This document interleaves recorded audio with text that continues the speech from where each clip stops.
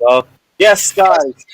What's everyone saying? Welcome back to another live stream. Welcome back to another video for you guys today. Pick up everybody that is locked in. As always, smash the like and subscribe button while you guys are entering into the stream. Check out everyone else's Twitter links and their Instagram in the description below, and give them all a follow if you guys haven't done so already. We got a lot to get through today. Where is it? Scott, I just see you in the comment section as well. Let me send you the link quickly. There you go, my guy.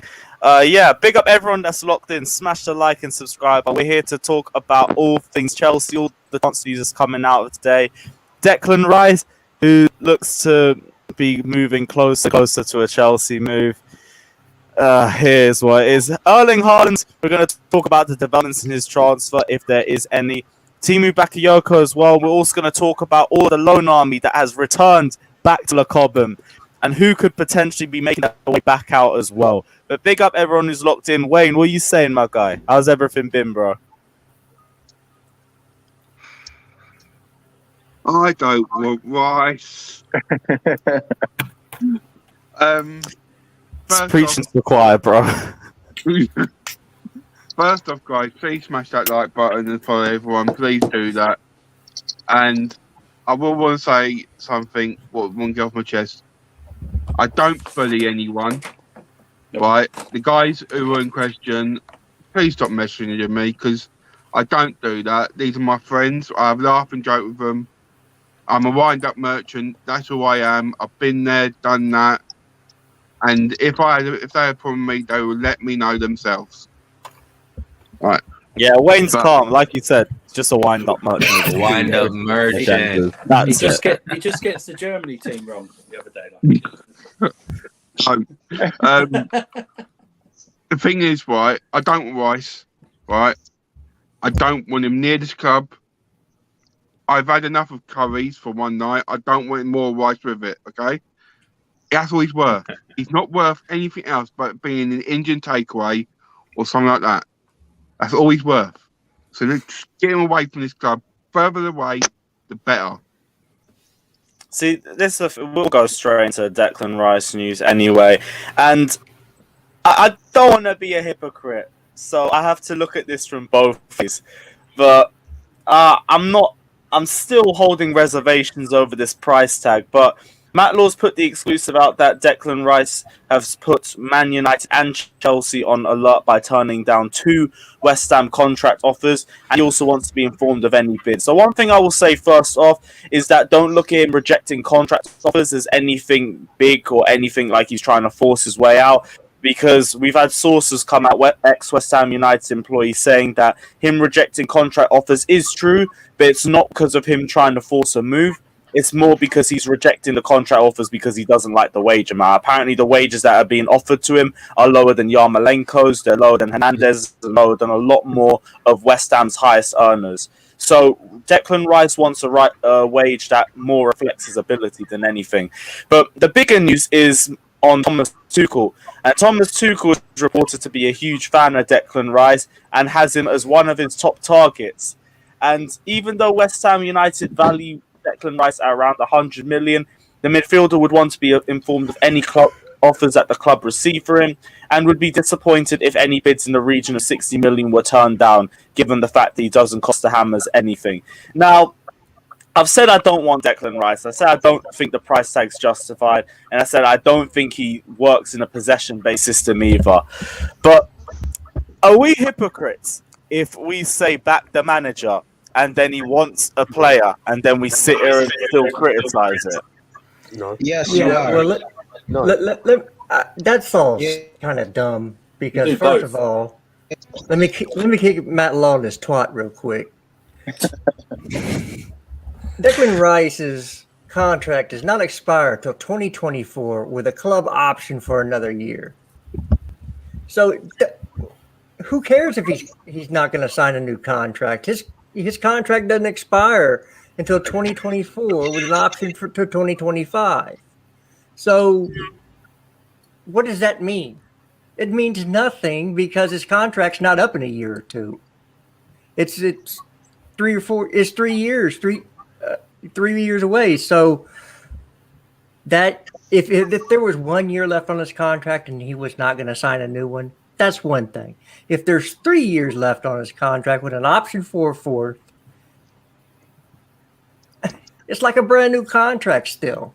Yeah, he's got zero negotiating power with West Ham. Zero. So here's the thing: Matt Law's made it sound more like he's rejected it to force a move, but the rejection's still there. It's more because he hasn't got the wage packet that he wants. But he has still rejected the contract. It's just got nothing to do with the transfer. He has all the power to go, I want to move. Like, he could just come out and say it. Rice has all the power in the situation because I think he has. I think Rice is trying to force this move out as respectfully as possible. He's not trying to hand him a transfer request. He's not trying to skip training or anything like that.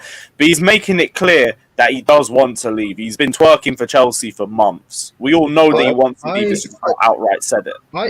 I think, but probably the only thing about Chelsea fans saying they don't want him is the price. I think for Chelsea, it would make more sense to wait another year or two. Because if he wants to come to Chelsea, he wants to come. Nothing's going to change that, whether it's this year or next year or the year after. I think even if he doesn't sign a new contract, if another year goes by and West Ham drop back into mid-table or relegation battling or whatever, it makes them a lot easier to buy. They don't have any financial standings. I'll be completely right. I don't know how it is for the other guys. For me, it's not just the price. He doesn't improve our team. He doesn't. I agree. Like, he doesn't fit in the system. He's not a possession player. We've seen that in the Euros. Phillips has been levels ahead of him when we've played. Like, the only game where Rice looked decent was the Germany game where we were on the back foot, had less possession, and that's not going to be Chelsea.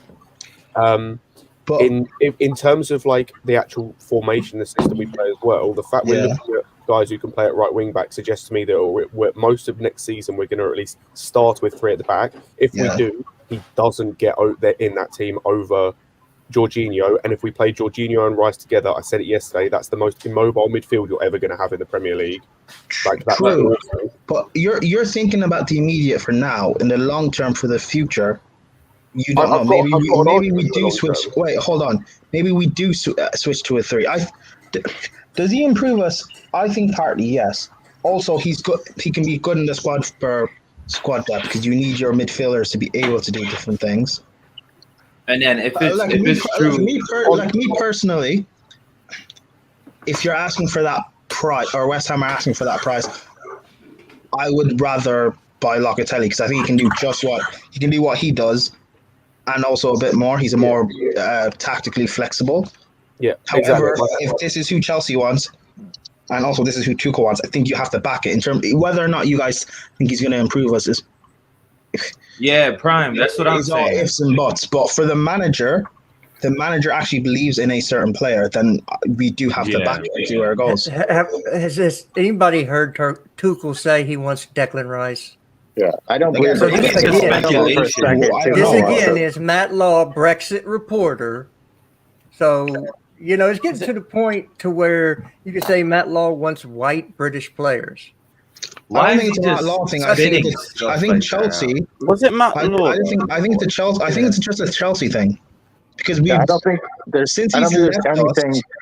There's always been a plan to.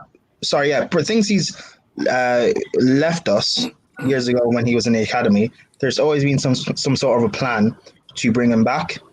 Like Lampard desperately wanted him, yes, but I think it was also sort of a club thing. Now the price obviously is ridiculous, but if we were able to buy him for 40 mil, then we probably would have bought him last summer. I just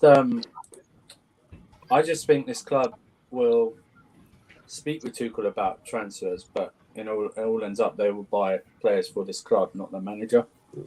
Plus, I can't see a world in which do that.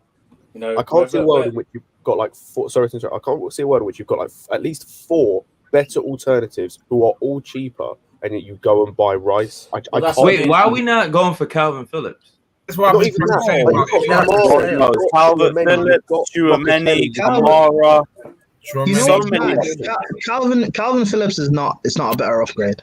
He is. I love Phillips, but he's not a better upgrade. Like you're talking about long term. Look, first of all, how's he not better? Matt Law is not a great person. So let's not get it twisted. You don't know Matt Law. You want to go back and talk about the Rudiger situation and what the hate that man brought upon Rudiger, and you're going to sit there and say, "Well, I don't want him because I don't believe Matt Law." I blocked Matt Law on Twitter. I won't have anything to do with Matt Law after what he put out. He put stuff out for clicks, and that's it. He wants a Villa fan on everything. He doesn't have the clout you think he has. And the source that was feeding him all this information apparently has been fired. So wait, what if Aaron, all right, the big thing about rumors, sorry, Lewis, the big thing about rumors is like it could be true, it could not. So all right, we're looking at it as BS right now, but what if it is true? Do we we're clearly Tuchel knows what he's doing, won us the Champions League. Do we just all right, we don't want him, but if Tuchel wants him, he probably has a plan for him. You know what I mean? So, yeah, but I don't think there's anything to suggest that Tuchel wants him, considering the fact that we've been linked with Declan Rice for the last 2 seasons. So that's, to me, that points out that's a club signing 100%. The club would like him. And last year when Lampard wanted him, the big rumor was that he wanted him to play center back. So why would we spend that kind of money to bring him in to play defensive midfield when the idea was to make him a center back? And, it makes no sense to me. I think it was the versatility that was a reason for why both Lampard and Tuchel was so interested in him. But the biggest thing for me is that I don't see how he fits in the possession system. He don't call for the ball. He doesn't really do much incisively on the ball either. It's not really that impressive. It's just he has the right figure for it. He's a tall, imposing DM, and he's the profile. I think saying he's not good on the ball and stuff like that is a bit disingenuous. I think he's not good on the ball. It's just he doesn't show himself for it enough. Yeah, but I know, but you also have to compare styles of play. If West Ham don't play on the ball a lot, then you can't say he's not always. I guess it's kind of hard to say stuff like that, but when he plays in a team that doesn't necessarily do it. I hear that. And to say he doesn't have room to improve would be, I'd say, disingenuous. He does have the room to improve. But that's why I'm saying the price tag needs to justify it. Yeah, that's the thing. 80 million, I wouldn't say that. Even 60 million, I think you could warm me up to it a bit more, but I'm still not here for it. If you say 40 million, I'd be fine. Whatever. Go for it. 60 is double what I would pay for him. But we're acting I as hear if that we that. can't get it down. I'm just about go for it because I know I'm really keen on it. We're acting as if we can get it down. Havertz is supposed to be 100 mil. Chilwell was supposed to be 50 or 60 mil. We're acting as if that we can't get the price down. There was a big you're asking West Ham to half their evaluation. Both of those whether it's that noise? Yeah, I know. Jabby, I think that's coming from you, bro. Whether it's this summer or again, whether it's this summer, like I said, we get him next summer after West Ham drop back into 10th or 12th or whatever, the price will be down because it's a thing of they're not even in, say, Europa League to be able to say, oh, he's playing European football, we have to knock on an extra 10, 20 mil or whatever. After next summer, say England have a stinker in the World Cup. It's not like they can put on an added price and say, he's a World Cup semi-finalist, that's an extra 20 mil. If I was part of the Chelsea board, I would give it another year. If they desperately want him, give it another year and see where West Ham are. Because it might be. They could be relegated. Yeah, but next year maybe less. It's by next year we should have another DM anyway, and we'll have Gilmour back after a year of Premier League football. Yeah. So we need to keep And I think Jorginho's leaving next year. But I think he's leaving next year. My opinion of the situation is speculation anyway. My opinion of the situation is, I think everyone knows I'm not a fan of Rice. But if we sign Rice, then obviously I'm going to be behind him because he's a Chelsea player. But the thing is, I've always been a big fan of Tchouaméni and Kamara. And I'd rather them both players than anyone else as a DM. But that's my preference because I know they'd be better for us, in my opinion. But at the end of the day, with Rice, I just got this funny feeling in my bones that he won't do it consistently for us, and then we're going to struggle in games when we'll need that person to give us good consistency. And also, just like a couple points on what's been said. Number one, it's completely different to the Chilwell and Havertz transfers. Completely different. Because in both those instances, the players wanted to move. There is no indication, bar what Matt Law said about the contract situation, which, as Jess has already said, it's got 3 years left, possibly 4 if they trigger that extension. He has not made it clear he wants to move. So there's less of a chance of bringing it down. Also, something I'm thinking of what Wayne just mentioned about if it doesn't work out. I'm just going back to the Germany game.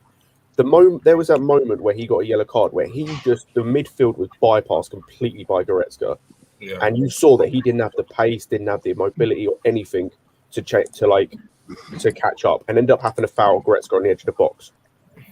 And like if we get like counter-attacked next season and he loses the ball, it's going to be we as fans criticise Jorginho for doing that at times, but with Rice it's going to be so much worse if that happens. But Scott, one set, Prime, one set. Bertram saying stop the price point. It's the quoted fee for Chilwell. Explain that one a bit more to me in another comment if you could, because I don't really fully get that one, but I appreciate the donation anyway.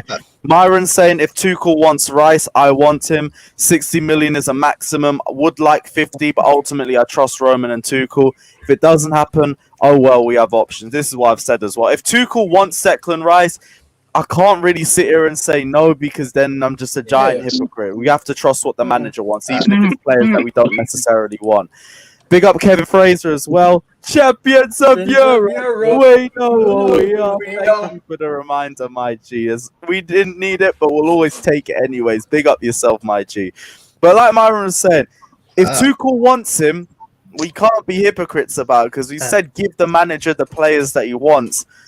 We might not want Rice, but he wants Declan Rice, and Lewis, it's jarring, but we can't. I don't believe that. In response to what Scott said, but once Rice got booked, what happened leading on from that? That's for one. And two, if you're comparing managers, I don't think if you're comparing managers, I don't think you can compare Southgate to Tuchel. Are we saying that Tuchel won't be able to improve him drastically? I'm not saying we won't be able to. I'm saying we saw last year, like in the West Brom game. I understand we were down to 10 men in that 5-2 loss, but the way they cut through us was embarrassing. And I'm saying if that happens with Rice, because it quite easily can, he doesn't have the pace or the mobility to catch up. He doesn't have the pace or the mobility to catch up. We don't get, but that West Brom game was a huge anomaly. Like, we don't get caught open. Yeah. Okay. I'm going to phrase this a different way so everybody understands. And again, I'm not even saying, wait, hold on. Again, I'm not even saying that we should buy him. There's another option I actually I rate Rice, but there's another option I'd rather have based on the price tag. But again, if we buy him, I don't necessarily think it's a terrible idea. I don't mind it. I just don't like the price. This is how this works. So I'm going to ask Lewis a question. Lewis, if we bought Rice, would you like him? I'd have to back it. I'd have to. If you're the manager of Chelsea Football Club and the board goes, we're thinking about buying Rice, is that okay with you? And you say yes, and then it's reported, oh, you want Rice. Yet again, until Tuchel comes out on the air and goes, yes, I'm a proponent of Rice. I want Rice. I eat rice with every meal. I don't want to hear about one report that says, oh, Tuchel wants Rice. Really? Because he also likes Kamara. He also and Chouamini's also been recommended by Petr Cech and Cesc Fabregas. But Jester, I probably know it's gone right. I probably think that they've gone to this scenario. I think they've gone to Tuchel and go, hey, it's not just right. It's not just Matt Law reporting it either. That's the thing. But these are our midfield they all targets. copy each other's stuff. These are our midfield targets. Do you like all of them? Yes, and it's been leaked like that. Do you know what I mean? Yeah. That's what I think it is. It's like it's not one player. It's like a list of players. Oh, do you like this player? We're thinking of targeting this player, this player, this player. Do you like this player? Yeah, I do. And Andrew, Tuchel said himself is like he's not making a big fuss over transfers. No, he's not. Because of the previous times. That's what happened to Tuchel is that he fell out with boards over. He's letting the club buy the play. He's letting the club buy the play. He's gone okay, and he's going to wait until who shows up. You know, I mean, that's what it is. We've been linked with this guy for like the last 2 years. So to me, that just means that this is the guy the club have identified. Yeah, but they run it by the manager. He's like, okay, whatever. Like, yeah, I mean, there's a reason we're linked with him consistently. Yeah. Like, if he didn't come from our academy and wasn't friends with Mount and Chilwell, this wouldn't be this would be a non-story. This would be a non-starter. It's because he comes from the academy and he's friends with Mount and Chilwell and that lot. That's all it is. What he says he wants. What was put the other day is that. But then it's confusing because. Not quantity, it's quality, not quantity. So. Then it's confusing because the club said you hear reports that the club was like, yeah, like they went against Lampard because they don't want to sign somebody that they let go and they don't rate him as highly. So it's just like, so why are they linked with him? What's really going on? And that goes back to the point what Justice is saying, like you don't know what to believe in this media.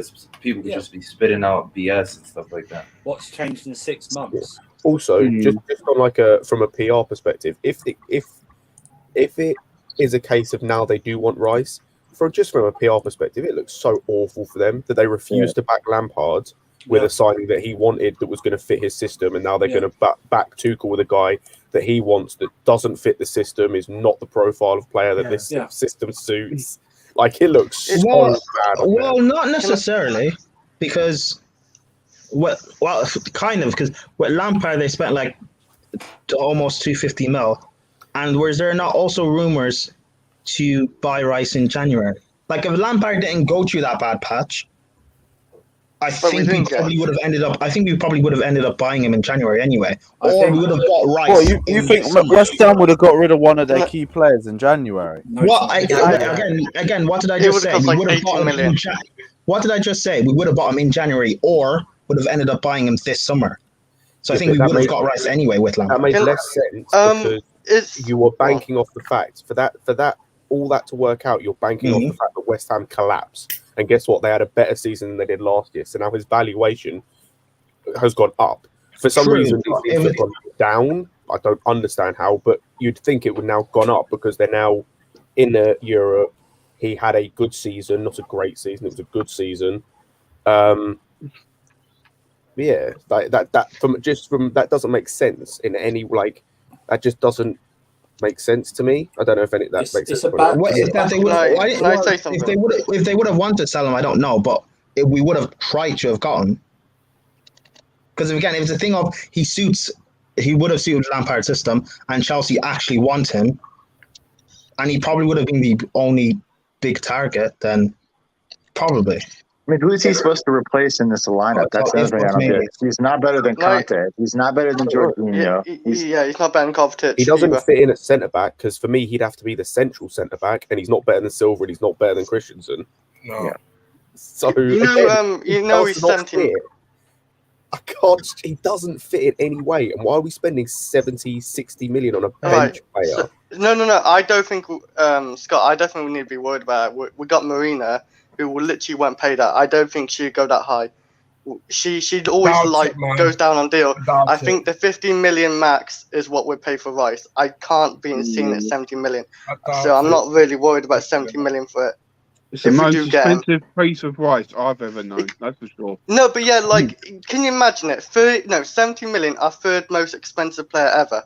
Third. I can't imagine it. I just can't see it. Also, we've had reports just the other day that they have lawyers working on the FFP and what they can do and what they cannot do, even though it's been relaxed, so that UEFA doesn't come back in a couple of years and tag us and ban us from the Champions League. So understand, we're looking to pay out about 135 million pound for Erling Haaland. Yeah. You think we're going to throw 70 on top of that if we're worried about FFP right now? And then we want a right wing back as well. There's been talks of us getting another. There's been talks of us looking at another centre back. Maybe I know that there was reports of us signing that Zabani, I think, the guy who was playing for Ukraine and is playing for Ukraine, in the Euros from Dynamo Kiev. Like, all of a sudden, you're looking towards about 300 mil, but we wouldn't spend more than the 250 whatever it was we spent last year. Like, again, I go back to what I said from a PR perspective. There's certain things with this transfer that make absolutely no sense. If like when you look at the board, make absolutely no sense. The issue is though, is that sorry, Josh. The issue is that the Haaland transfer is out. Try again. Okay. Yeah. The issue is that the Haaland transfer is an out of business model transfer for Chelsea, and that's a unique transfer that they're working on. The rest of the transfers will be normal business model for Chelsea, the way they price them, the way they bid for them, the way they structure the deal. So anyone thinking that we're going to spend over 200 million euros or pounds on Haaland or Declan Rice, you are living in a fantasy world. It's just not going to happen. And West Ham want 100 million pounds because they don't want to sell Rice, and they don't need to sell Rice. The only way we have a chance of signing Rice for the low price that everyone thinks that Chelsea want to sign him for is if Rice kicks up a fuss and puts in a transfer request. That's the only way it happens. But if Rice comes, and he comes, we'll support him as a Chelsea fan and player. I will say this: we still reserve the right to criticise Rice because he will not take long to adjust because he's played in the Premier League. Yeah. So that's the thing. If he comes, I'll back with the whole backing thing. I'll back him, but he has to perform straight away. It's not like a Werner thing or a Ziyech thing where I'll give him a year or I'll give him 6 months. He has to perform straight away. But even then, I think it's going to be too much to ask for because he's going to have to adjust to a different style of play. For 70 mil or 50 mil, whatever it is, and he knows the Premier League, when we can't expect him to just hit the ground running. It's going to take him 3 months or whatever it is to get up to speed. No. Go and show someone for 30 mil who might take 6 months, but won't start every game, and isn't going to, if it doesn't work out, you can recoup that. If we sign Rice at 50, 60 mil, how the fuck are we recouping that money if we need to sell him? I don't think it's right away, but it definitely has to be quick.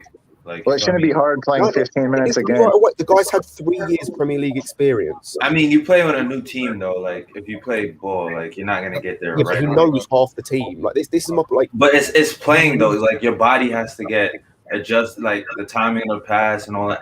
I'm not saying to me it has to be at least within a month. You know what I mean? That's reasonable. See, this is why for me if they want him, it would make more sense waiting another year or two, and waiting for the price to drop, waiting for West Ham to drop down. If West Ham are next season are 15th or 16th or whatever, and they maybe they need money or something, or there's no way they can really keep him because of the thing of they don't have anything attractive for him to stay in terms of say Europa League. Then it's a thing of we could probably get him on cheaper if we still need him, or Chelsea just in general still want him. But as of right now, for that price, it's ridiculous. All right, my source just says Declan Rice will likely be blocked one more season at West Ham. Yeah. Tammy Abraham advanced talks with Villa. Aston Villa. So I've heard about the Villa news as well. There's apparently been a 45 million bid that's about to get placed, but we'll talk into that later on. Big up Dinishan saying Sancho going to United, Dortmund will not sell Haaland. We all move into that in a few minutes as well. Myron Phillips as well saying hard to worry about Rice with Haaland deal in the works. Putting too much energy into opposing a transfer is how an agenda starts. We have put a lot of energy into opposing the transfer regardless, but if we are looking at the Erling Haaland news, based on what we've heard from sources, there hasn't been much change in the transfer move between both clubs. Wait, who's got the echo, by the way? Yeah. Well, one sec. Who's got the echo? I can hear it. I think it's gone now. Yeah, it's gone now.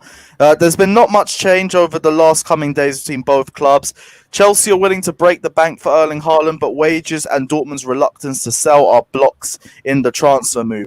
Dortmund do not want to sell, and they are trying to hold out for the summer, but they have also looked at replacements should their worst case scenario happen and they do eventually end up having to sell Erling Haaland and they get a good enough deal. Marlon has been scouted, and apparently Dortmund have even entertained the possibility of moving for Tammy Abraham. The only question would be, would he be involved in a player plus cash deal, or would it be two separate transfers? If things drag on, we already know Chelsea might turn around and try to revisit the Romelu Lukaku situation, but Chelsea are only looking for quality over quantity. So if they don't get either, do not be surprised if we do not move for a transfer. First question I wanted to ask, and it is the one based on what Didishan said earlier in the donation. Does the Sancho deal have any impact on the Erling Haaland transfer? Because in my opinion, all it means is that it's less likely that you're going to get this final fee lowered. It is going to be 150 mil, 160 mil, something around that price tag. Only question is there a player that's going to be involved too? We have fucked it in this whole situation with strikers because I said this before. Haaland and Sancho, the only way both of them go is if we sign Haaland first. Oh, wait, have United announced Sancho? Yeah, basically, everything is agreed. No, I mean, I think they've literally just announced him now. Oh, okay, then yeah. Then have they really? Cool. Yeah, it was all signed. It was all signed. Again, we're going to have to break the bank. I'm talking. Yep, they've done it. They've announced it.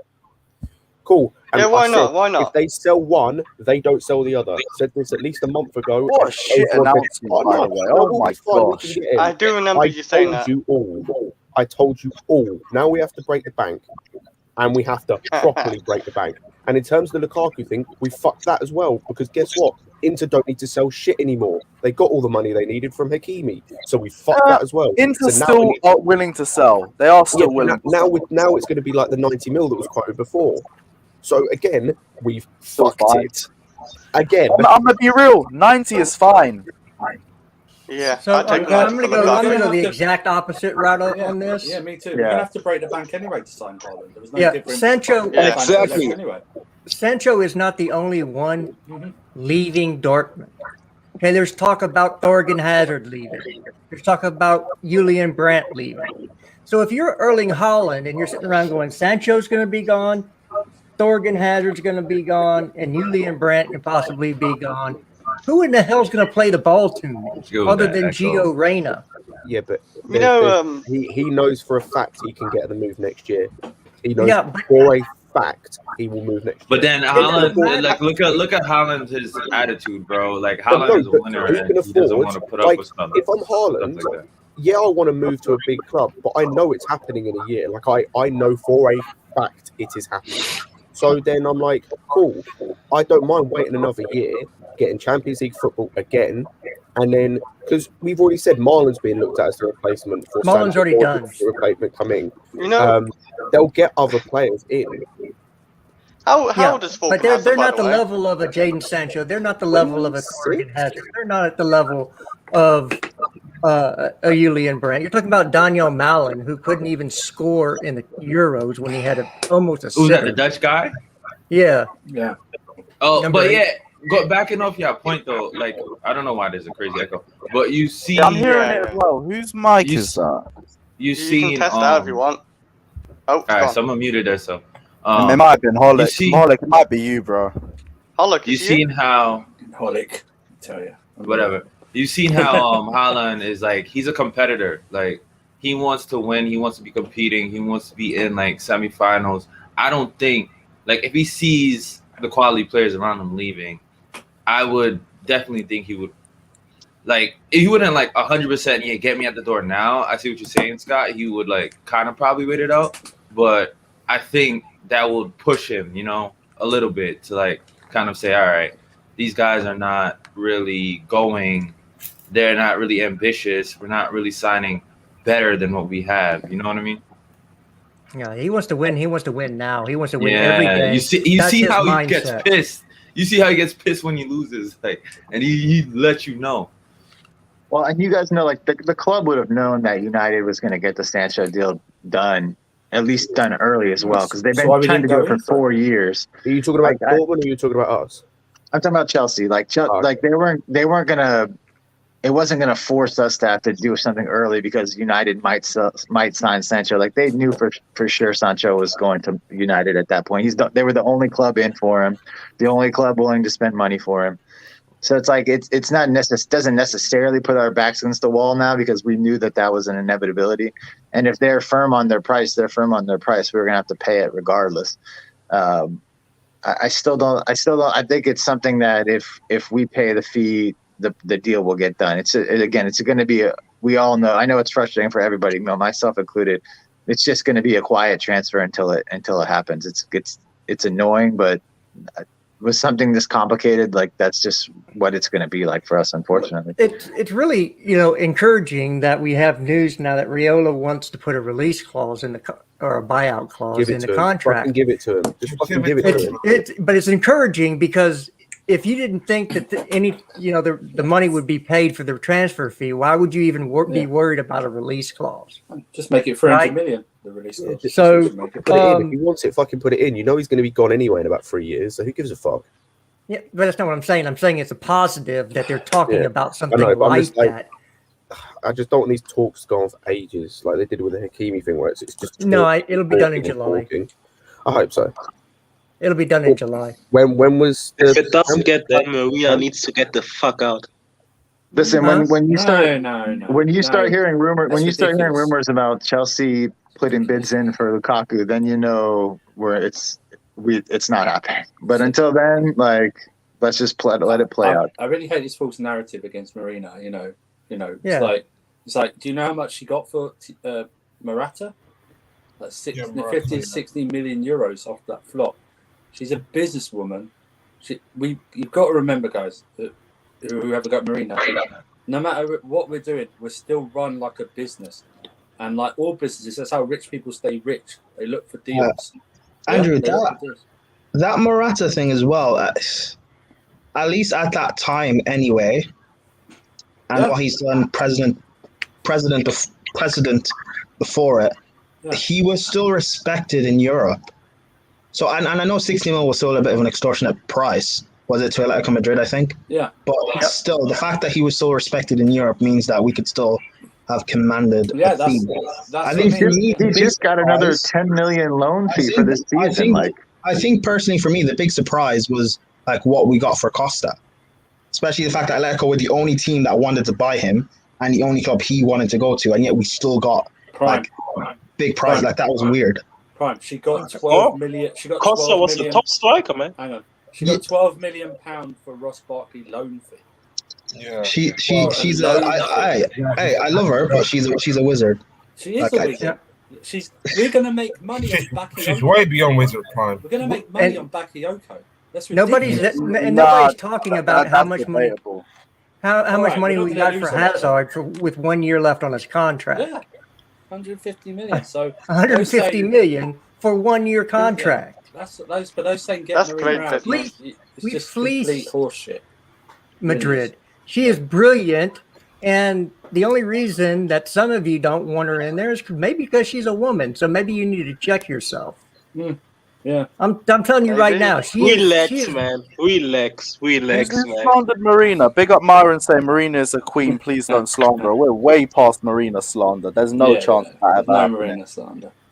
I don't know what she has to do to earn the respect, because she does a lot of great business. You can look at Man United; their business is quite bad a lot of times. Arsenal's is a train wreck.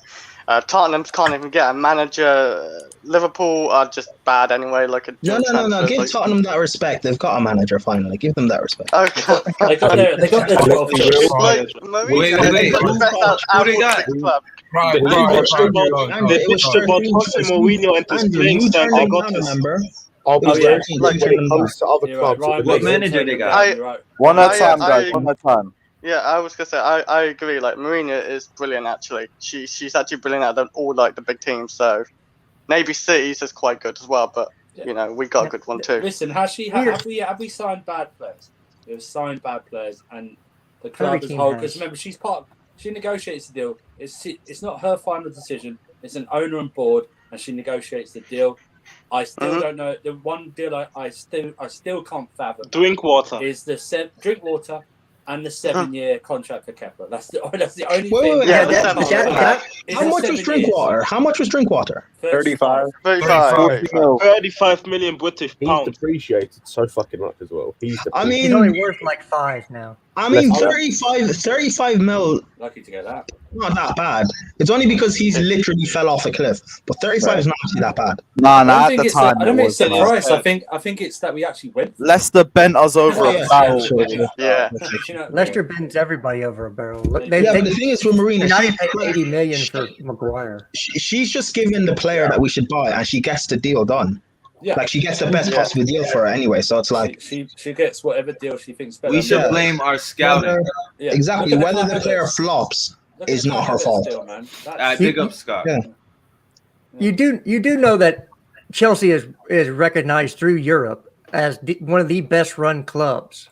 Mm-hmm. Okay, that's why Dortmund likes to do business with us, because we don't do our business open, and they do things respectfully. That's one of the big stopping points with United and Sancho. That's why it took so long, because United were arrogant and thinking they could just put in the bid when they wanted to. They didn't have to worry about the deadlines. They could submit bids that were lesser than what they wanted. We Also, have a great relationship with other clubs because we are very well run, and that goes right to Marina. So if you think that she's doing a poor job, number one, you don't know business, and number two, you don't know football that well. She is brilliant at what she does. Yes. Also, the 7 mil. Respect. Again, the 7 mil thing. If we had bought an actual, like, if we had bought Allison instead at that time, and we had signed him for 7 years, people would be saying that's a masterstroke, because especially what happened with Courtois, and he was able to leave so easily. Buying a quality goalkeeper and tying him down for 7 years is actually a brilliant piece of work. It's only the fact of Kepa turned out to be bad that the 7 years looks bad. But in reality, it's actually good business. Worst Premier League history. He's got I'm only showing the context as to why. I'm only showing the context. European Cups. Yeah, Kepa's first year is actually pretty good though. Yeah, again, whatever. I'm only showing you the context as to why it was 7 years. It actually does make sense. Yeah. Or it did make sense as well. To me, Haaland isn't even that expensive. It's only 150 million euros, the CEO said. So that's what you made last week, Colic, wasn't it? That's what you made last week. Of course, man. Big things, man. But that's about 127 million pounds, man. I mean, it's not that. It's Haaland, man. Andrew, on KH. That's true. I do. Yeah. Yeah, I'm not worried about it. They'll get it done, guys. They'll get it done. Until you start reading about us being linked with other strikers out of necessity, then you can worry. But until then, let's just let it ride. I'm about 80% that Haaland will be our player next year. Hashtag announce Andrew. I hope so. The only question is it going to be just money, or is there going to be a mix between was it Tammy Abraham being involved in the deal, even in a separate deal, or player plus cash? No, it's just going to be cash. If Tammy goes to Villa, then there's no player, that's for sure. Well, that's the bid hasn't been placed yet. There's also been talks that Dortmund are looking into Tammy Abraham as a potential replacement as well. That's not the only player they're looking into. I won't bring up the other one because people get butthurt. I don't get. Actually, Joey. That's the guy, man. In the comments, Lewis, Joey Hackney, Chelsea FC said, Czech and Fabregas want Tchouaméni, and that's facts. And we all know that Roman wants Haaland. So it's either those two or our second choice target, which is Declan Rice and Lukaku, which actually does make sense, to be fair. Yeah, that makes sense. Yeah, I mean, Because Tchouaméni is a perfect kind of deal. Amount of players in each position, and that's it. We're not going after option 3 or option 4s or anything like that. Yeah, and bringing in a third player would mean, like, if we had bought in Hakimi, it means we don't buy a centre back, and we probably play centre back. However, if we do bring in a centre back, that means we're not signing a wing back, or if we bring in Adama Traore as a backup wing back, it means we probably then won't sign a centre back because Traore can play there, and James can tuck in. I mean, the Traore one makes sense, but I don't really know about it. I think we're But only it is signing a what it is. centre back if Rudiger doesn't sign a new contract. That's the only way we're signing a centre back. Big up Artem as well, saying Marina made some bad decisions, but she's still one of the best negotiators around. It's her job to sign the player. It's not her fault if they flop. Oh, she Do you hasn't hear made that? a bad decision. I don't think she was the one scouting the players in 2017, so I won't really blame him for that Or either. 2015. Oh, 2015, we barely even went for anybody, Michael let alone bad Hector. transfers. Della Bodji. Yeah, these Oh all my bad God, transfers. Della They were Bodji. never being brought in to start anyway. We only brought in Pedro, and that was it. We looked at Pogba, and he weren't interested, and it was done. And Chouameni is like the perfect supplemental deal to Holland because it's like 30, 35. He's young. He plays multiple positions. It's like it's the perfect complement signing to Holland. I mean, it's And like Adama's only 25, so you're talking about 30 and 25. That's 55 with 135. You're at 190. Another Yeah. 30, another 10 million for the baby oil, even 100 million. So, Yeah, so Yeah, but Andrew, you can pay for you Romans not paying for the baby oil. You can do that. I'll just give them no, the that's supply. that's the sponsorship money. That's money coming into the Give them my club, own guys. supply. yeah, like I don't know who the English baby oil producers are. The only one in America I can think is Johnson and Johnson. Johnson and Johnson, yeah. Johnson and Johnson. Yeah, but we got Pulisic, so he can send them over. Sure.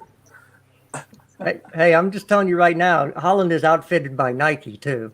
And if you want to see some cross promotion between Pulisic and Holland, they're gonna make big money in the States for Nike. Cross promotion between Pulisic, Holland, and baby oil. I already got my Holland kit. I already got my Holland kit sitting in my shopping cart. I'm just ready to check out, boys. I'm just ready to check out. Wait, does Holland get the number 9? Oh, yes, he yeah. does. Are we saying because when Tammy give came him in another last number, year, man. Give him when the Tammy 20 came or something when like Tammy that. came in last year and he got like 7 goals in the space of 3 games, and people said the number 9 curse is gone. And then the curse is still there. Prime, stop it with this number 9. Are we still saying it's gone? Do we want to bring in Holland for about 250 mil and we give him the 9 and he flops? Is that what we want? Nah, give him the number 20 or something. Yeah, I don't know. We need to ban that number. Prime, give him the double digits at least. Like, 17. I don't like number 9. Like, that's it. It's not the number 9; it's the people wearing it. Yeah. Yeah, it's the Okay. people Who's wearing been it, the man. past 2 number 9s? Tammy and Tammy Torres. Abraham. Tammy and Morata. And it was Higuain in between. Higuain. Yeah, it was, what was it? Morata, well. Tammy Abraham, Higuain. We've had Torres. Falcao. We've had Falcao. He wear the number 9. You don't have to go that far back. One at a time. Just the first 3 that you mentioned. A dead Higuain is playing in MLS now. Higuain. Morata who misses more sitters and is offside more than Timo Werner. Mm-hmm. And then you had before you had Tammy, whose nickname is Tappy. So it's not the shirt; it's the players wearing the shirt. I know. Brought in I a know, number 9. I know when the curse started. When we signed Khalid Boularus, a defender, and he wore the number 9 shirt. Andrew. He wore the number 9 shirt. Andrew, who? Khalid Boularus. Who? Yeah, exactly. I know. Learn your history. Khalid Boularus. I think I'm Khalid. Khalid Boularus. 2006. Oh, don't even. Actually, no. One big up Khalid Boularus. He cost us the league title in 07. Think I forgot about that. The Emirates. You must be out your mind. Got sent off. You're right. You know what? The 9 shirt. I like the fact you didn't mention Torres in that because he helped win us that Champions League. No, we did mention Torres. We did mention Torres was garbage, man. I mentioned Torres. He helped win us the Champions League. Was Kesman the 9? Yeah, it's the Torres. Oh, Kesman was number 9. No, but even no. The curse hadn't started then because Jimmy Hasselbank was the number 9 before that. Falcao wore it too, didn't he? So Wait, are we saying Hasselbank put the curse on the 9? No, it's to preserve his legacy. Khalid Boularus, he was a defender. No, but Hasselbank put the curse on the 9 to preserve his legacy. Is that what we're saying? Hey, United are giving Sancho the number 7. So you want to talk about curses? Good luck. But apparently Cavani ended the number 7 curse. So last minute happens. Yeah. Just because he was semi-decent there. One sec. Big up Paul Jr. saying, is Callum Hudson-Odoi still in Thomas Tuchel's plans, or is Chelsea waiting for a bid? We haven't heard He's anything in to the say plans. Chelsea are waiting for a bid. For as far as we know, Callum Hudson-Odoi is still in Thomas Tuchel's plans. We've spoken about the possibility of him going on loan, but there hasn't been any outright rumours of clubs being interested in taking him on loan for the year either. As far as we know, he's going to be a Chelsea player. Unless Dortmund want him in the If Dortmund wants some of that, man, they can get him, man. Also, guys, keep in mind, it's not like we've signed. I mean, we haven't signed Hakimi, obviously. We haven't signed Adama Traore. This preseason, if Tammy really wants, or Tammy, God forbid, if Cho really wants to stay, he has about a month or two to prove it. Prove why you actually deserve to start, to be honest. And why you can bench Reece James or bench Aspilicueta. Prove it. How is Sancho better than Cho, Pulisic, and Ziyech? Sancho hasn't done anything in the Premier League yet. Yeah. Wait until he gets to the Premier League and see. Nah, he's much better than them. Ziyech hasn't done anything in the Premier League yet. No, that's fine. I'm gonna give Sancho time before I assess my judgment on him, because I will take the adaptation into account. Yeah, but Lewis, they didn't give Havertz time, so run that slander. No, I'll run slander regardless, but in terms of my honest opinion as a player, I'll hold it. But slander will run regardless. You already know me, I'm the first for it. Fator, get ready to put Sancho on Southgate doesn't even rate him that. Exactly. Come on, man. The guy's gone I'm not getting you do this bullshit, man. Sancho is much better than Pulisic. No, he can't even combine. Hey, he can't even play 20 minutes for England. He can't even play 20 minutes for England. What does that say? Based on what? I like how people throw this stuff out. I say based on what? Based on the performances at Dortmund. Pulisic was a bench warmer, benched by Sancho as well. That's not true. You don't understand Dortmund. Number one, once they know a player goes out, when they have a player in that position, he was already benched leaving before that. gets benched. I know it. Because they want to develop the next player. So that's an utter lie. And listen, like we all know Sancho is good in Germany. Like I feel like Sancho's a good player and he'll do well. I feel like he wouldn't kick it off right away. Like he's a talented player, but I feel like we're judging him based on the Germany standards, and it's gonna be totally different ball game. It's a totally different ball game. Yeah. What are we judging Haaland on? We don't know though. I don't know. I'm not saying Haaland is gonna come in automatic. That's my fear. Like I feel like I don't think Haaland is just gonna come. I don't know that. You know what I mean? I don't know. Yeah, like Haaland did it at a different level. He did it at a different level. I could sit here and cook Sancho if I wanted to, man. I'm not cooking him. I think he's a great player. But he's much better than those three, man. Much better. We don't know that yet. I don't think he's much. I've seen Pulisic on a Dortmund shirt or in a Chelsea shirt. He's not. He was actually good for Dortmund until his injury. I don't think he's much better. I think he has certain qualities over them. But then you could say Pulisic has certain qualities over Sancho. It's like what is the right fit? Like you feel me?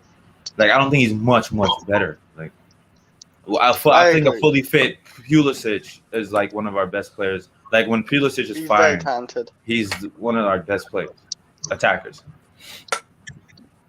I agree. And Cho is not even that off either, because I feel like if you look at Cho, he had injury, but Cho before the injury is like he could take on players, he could cross, he could pass, he has speed, he can score, he can assist, like he do, like, and I think I don't know if he's better than Sancho, maybe same age, but they're two kind of similar players as well.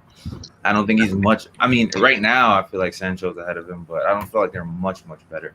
Maybe you're probably a fan of Sancho, but I don't think to say they're much better is crazy. But don't listen to Hollick. He hates Kai Havertz, man. It's to be no, I fucking this know, guy man. hates him. Don't he, real Chris? He hates. I him. don't. Yeah, he hates him, guys. It's to be seen. I'm giving credit where it's due. We all know that space in the Premier League is non-existent that you get in the Bundesliga to just kick and run. Pulisic wasn't doing Sancho things in the Bundesliga. Far from it. He was a super sub. What is Sancho doing? You're talking about one half of a year. So Hollick, he played there since he was 17. To me, I don't rate Pulisic that highly, man. Well, that's okay. Then just say that. Don't just say that. You don't rate Pulisic. Okay, fine. You're biased.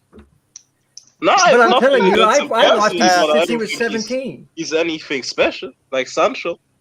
Do you know? But do you not see when Pulisic arrived at Dortmund before his injury? Though he was actually quite good for Dortmund before his injury. Yeah, he was a good super sub. He wasn't a sub.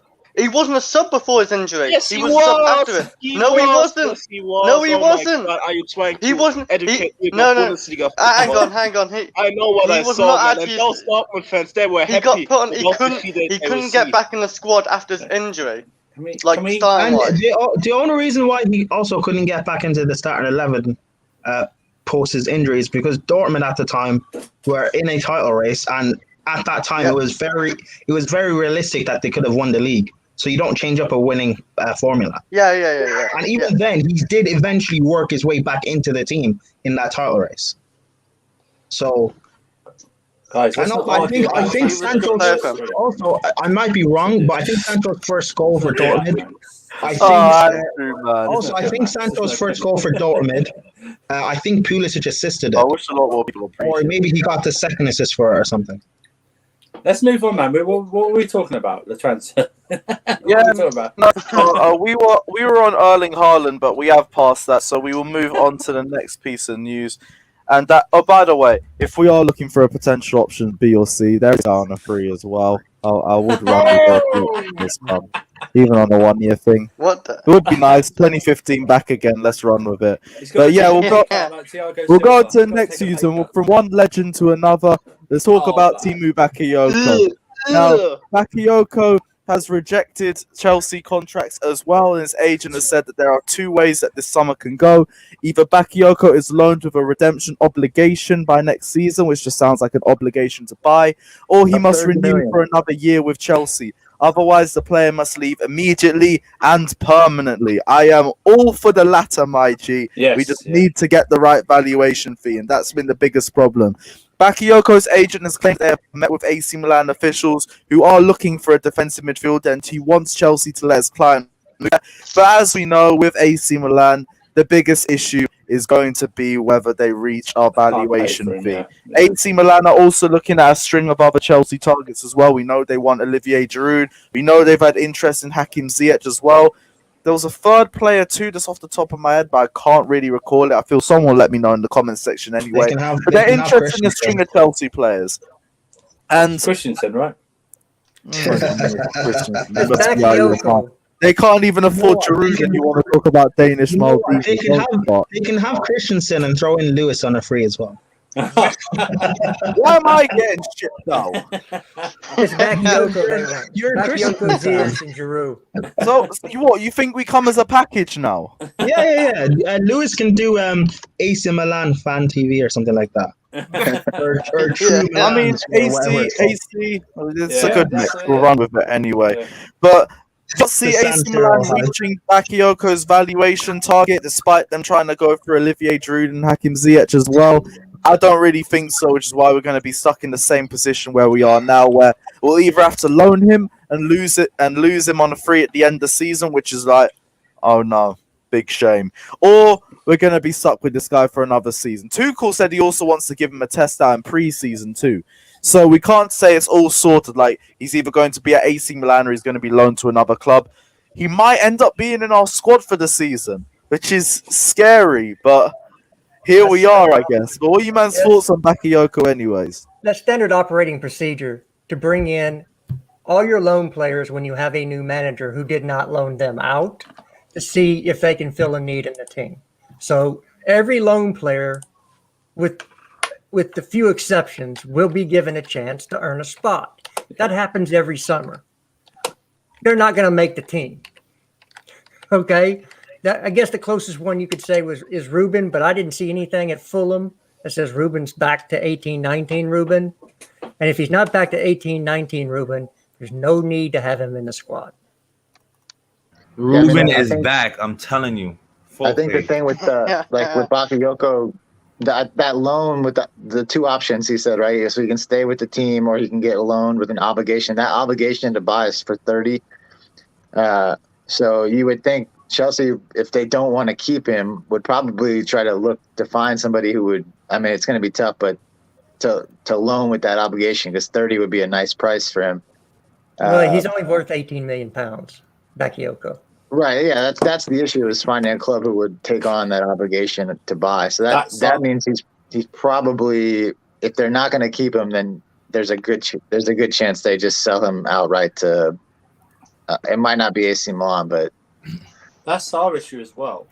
Is that we put maybe too high a price on some of these players that we send out on loan. Yeah. Do you know what I mean? Yeah. It's like Bakayoko. Like Joe, I believe what Joe said is that I believe that some Chelsea board member would go, "Oh, we can easily get 30 million for Bakayoko," and it's like, no, you'll be lucky to get half that price. Do you know you'll be lucky. Yeah, you'll be lucky. Do you know what? Why do you think? What was that rumor that we didn't? Was it Batshuayi didn't go to Leeds because we wouldn't accept 10 million and we wanted 15 for Batshuayi. I mean, 73 million to be paid in installments over 5 years. That's the Sancho. Yeah, that's a bargain. I don't care what anybody says. That's a great transfer for United. Too bad they have a shit coach, so it doesn't matter. But wait, what's the bargain for United? Sancho. 85 million for Sancho over 5 years. It's on 250 a week too. So don't forget the wage structure. That's an insane wage for him. Yeah. Again, it's not a bargain unless he Greenwood in the wins mud. Champions League. Unless he scores the winning goal in Champions League, it's not a bargain. That's So, the standard. So 17 million per year for Sancho. Yeah. So how are they gonna line up? Where's So it's gonna be Rashford, Sancho, Cavani. I think Rashford's injured for the first month or so, isn't he? He might need a. He's always injured. So Mason Greenwood, Sancho, Cavani. Holly, can I ask you something then? If that's a bargain, was Kai Havertz a bargain for us then? Yes. Yeah, of course. He won the Champions League. Okay. Yep. So Sancho has to win the Champions League to be a bargain. Kai set the standard. He has to win something, surely, right? And if he doesn't win the Champions League this year, scoring the winning goal, then he's bust. and he can't be mismanaged, and he can't get COVID this season easy. He has to go or Premier League, We'll see how pace merchant. We'll see how pace merchant tactics work out for United. We'll see. Well, I just hope he ain't got a lot of pace, has he? I hope they have the. Someone said it earlier. I hope they have the same standards that they had for Kai this season. Yeah, but a flop. But Andrew, United fans already said, because he grew up in England and everything, he knows English culture. Yeah, there is no thing where he needs to adapt. He already knows everything. Well, we all know. Apparently, him and Rashford are brethren. So if that's the case, you guys should be able to. But we all know, right? Not even saying they have the second best attack in the league. But we all know played in the youth system coaches at the same level for as City. Solskjaer, right? But Andrew, they've got the second best attack in the league. Remember that. That's true. So this, in my opinion, the second best attack in the league with England fans are saying you get to the final. Well, a World Cup finalist, centre back in Harry Maguire, that should be third at least in the Premier League. Yeah, at least third. Okay, cool. Well, they came in second this year, so if they come in third, that's they'll go backwards. Yeah. No, but it's not worse because Tuchel and Pep are better than him. So that's why I'm saying third for them. So yeah, cool. I'm not worried about United. Their problems are in the midfield, and they haven't addressed that at all. And it looks but they've got LaBelle, so that's fine. I hope they buy Declan Rice. They need, to be fair, they actually need Declan Rice. They need him more than we do. You know what's weird? Yeah, I can't find a single GIF of Bakayoko on a Chelsea top. It's him with Hazard and Rudiger. Really? I'm trying to tweet something out, but I can't find one of solely him in a Chelsea kit. Like it's him with Rudiger and Hazard. Yeah, like he wasn't that good for us. He barely played. No, I'm not saying when he's playing. What but about the Watford? Typing him in Watford, when you got that goal, you might get that. No, but Chris, you'll find plenty of photos of him in a Chelsea shirt. No, I'm talking about the promotional stuff they do. Like pre-season and stuff. Okay. That's all I can find is with him and Hazard and Rudiger doing promotional stuff. There's nothing with solely him. It's annoying, but it is what it is. Okay. That's a weird one. Keep still. searching. But there's a thing gone. Alright, cool. What are you guys saying in the comments section? The man saying Sancho is an upgrade. They still have Maguire. Yeah, regardless of the backline, they're going to be fucked. But if they get Rafael Varane, I feel like him and Maguire is going to be much better than whatever defensive partnership that they've had this season. They're on the cusp of a very good transfer window if they get all of their targets, and they've already got 1 out of 3 sorted. So I wouldn't sleep on Manchester United just yet. The only issue they have is Ole tax. It's always there. It's always going to be there. It's their midfield. Midfield wins you games more than defense, and their midfield. If you're starting Scooby Doo next to right said Fred, you're done. Those are not title winning players in your midfield. Conversely, we have Conte and Jorginho. Two players that could have won the biggest individual trophy this season. And one still might. But bro, you're forgetting the fact of United fans said Fred is better than Kante. You're forgetting. Well, yeah, I know, but they say a lot of stupid stuff. How many people compare average players to Kante is insane. Everybody says you think that's mad. How many players get compared to Eden? Yeah, I know. I remember that too. Sancho to Hazard is ridiculous. When you're jealous like that, it happens. They did it with Sanchez. They did it with Di Maria. I remember there's other players as well. I've just forgotten. Like they used to compare it with. It's insane what people used to compare with Eden Hazard. Oh, this player's gonna be better than Eden Hazard in Premier League. Watch, he flops. Yeah, and what Eden Hazard are you talking about? The one at Madrid or the one that played for us? No, the one at Chelsea. The one at Chelsea. Okay. I'm about to say, because it's not hard to beat the one that plays at Madrid. I don't know who that guy is, but he's you not just the have one to that plays play for us. to be better than him at Madrid. He barely plays for Madrid. You just got to play. Forgan Hazard's better Hazard than have him. a good performance against Portugal. I saw the game live. Yeah, he did. I thought he did have I a saw good the performance. game live. I saw the game live, and on my Twitter timeline, He looked like he came back, man. I think he was fucking shit. No, he was just on the good, floor. but he was a lot slower, and he normally isn't as understandable with all the injuries he's had. Like he just looked a lot slower, but he was still playing good football, like the flicks, the passes. Take on one player. He did take on more than one player. He got fouled a few times. Yeah, no, Eden Hazard had a really good game. He was just slow. The standards for him are dead then, man. If that was who's this guy? Well, no, he was good, Hollick. Oh, it's Wayne. Yes, Wayne. What are you saying, man? Got no picture. Yeah, man, I thought we couldn't figure out who he was. I can tell. What are you saying, man? Me not Wayne. Me don't know Wayne Jesus. Oh my! Yeah, that is the worst accent I have ever heard in my life. Wait, that's not. Get out of here, man! Show your face. Wayne. Wayne, you can hear your voice. Yeah. Yeah. Right, 5 seconds, otherwise. Poor man. Absolutely horrendous. Yeah. That's definitely not Wayne. That's not Wayne. Why are you topless anyway? I like being topless. Yeah, topless. I'm proud of my body. You go what? Oh, what are we talking about? This is a body Wayne positive just thrown show, off then. now. Wayne just Damn thrown right. off. Let's go. Yeah, Eden Wayne. Hazard, yeah. Let's talk about Eden Hazard. Yeah, he looks like he's getting back to his best. He just isn't clicking. He's dropping a lot. I don't see it, man. That's it. Hollick, did you actually watch the game? I'm just wondering. Of course, yeah. Listen, So don't you you thought remember you- Eden Hazard, the best dribbler in the world? No, but see, that's what I mean. You're looking at him like at Chelsea. No, but he was still good in that game. He just weren't his old completely stuff, but he was still good in that game. He wasn't bad. Good for his standards these days. His low standards. No, but you gotta understand. He's came through a lot of injuries and everything. Like in the last 2 years or whatever. It's a long time, Yeah, so you I'm gotta understand respecting of it. Like it's gonna take time, and if he keeps staying fit and everything, he can be a better player again. But he won't never be the same Eden Hazard ever. I guarantee it. Yeah, his career at top level is finished, I'm afraid. We got to drop another Holland update. You've seen it as guy, well. Terry Fleurs, had somebody on today that said that Holland is ready to work with Tuchel. The buyout clause should not be an issue, but it's not going to happen. It might take a little bit longer than we expect. Wait, hold on, what did you say?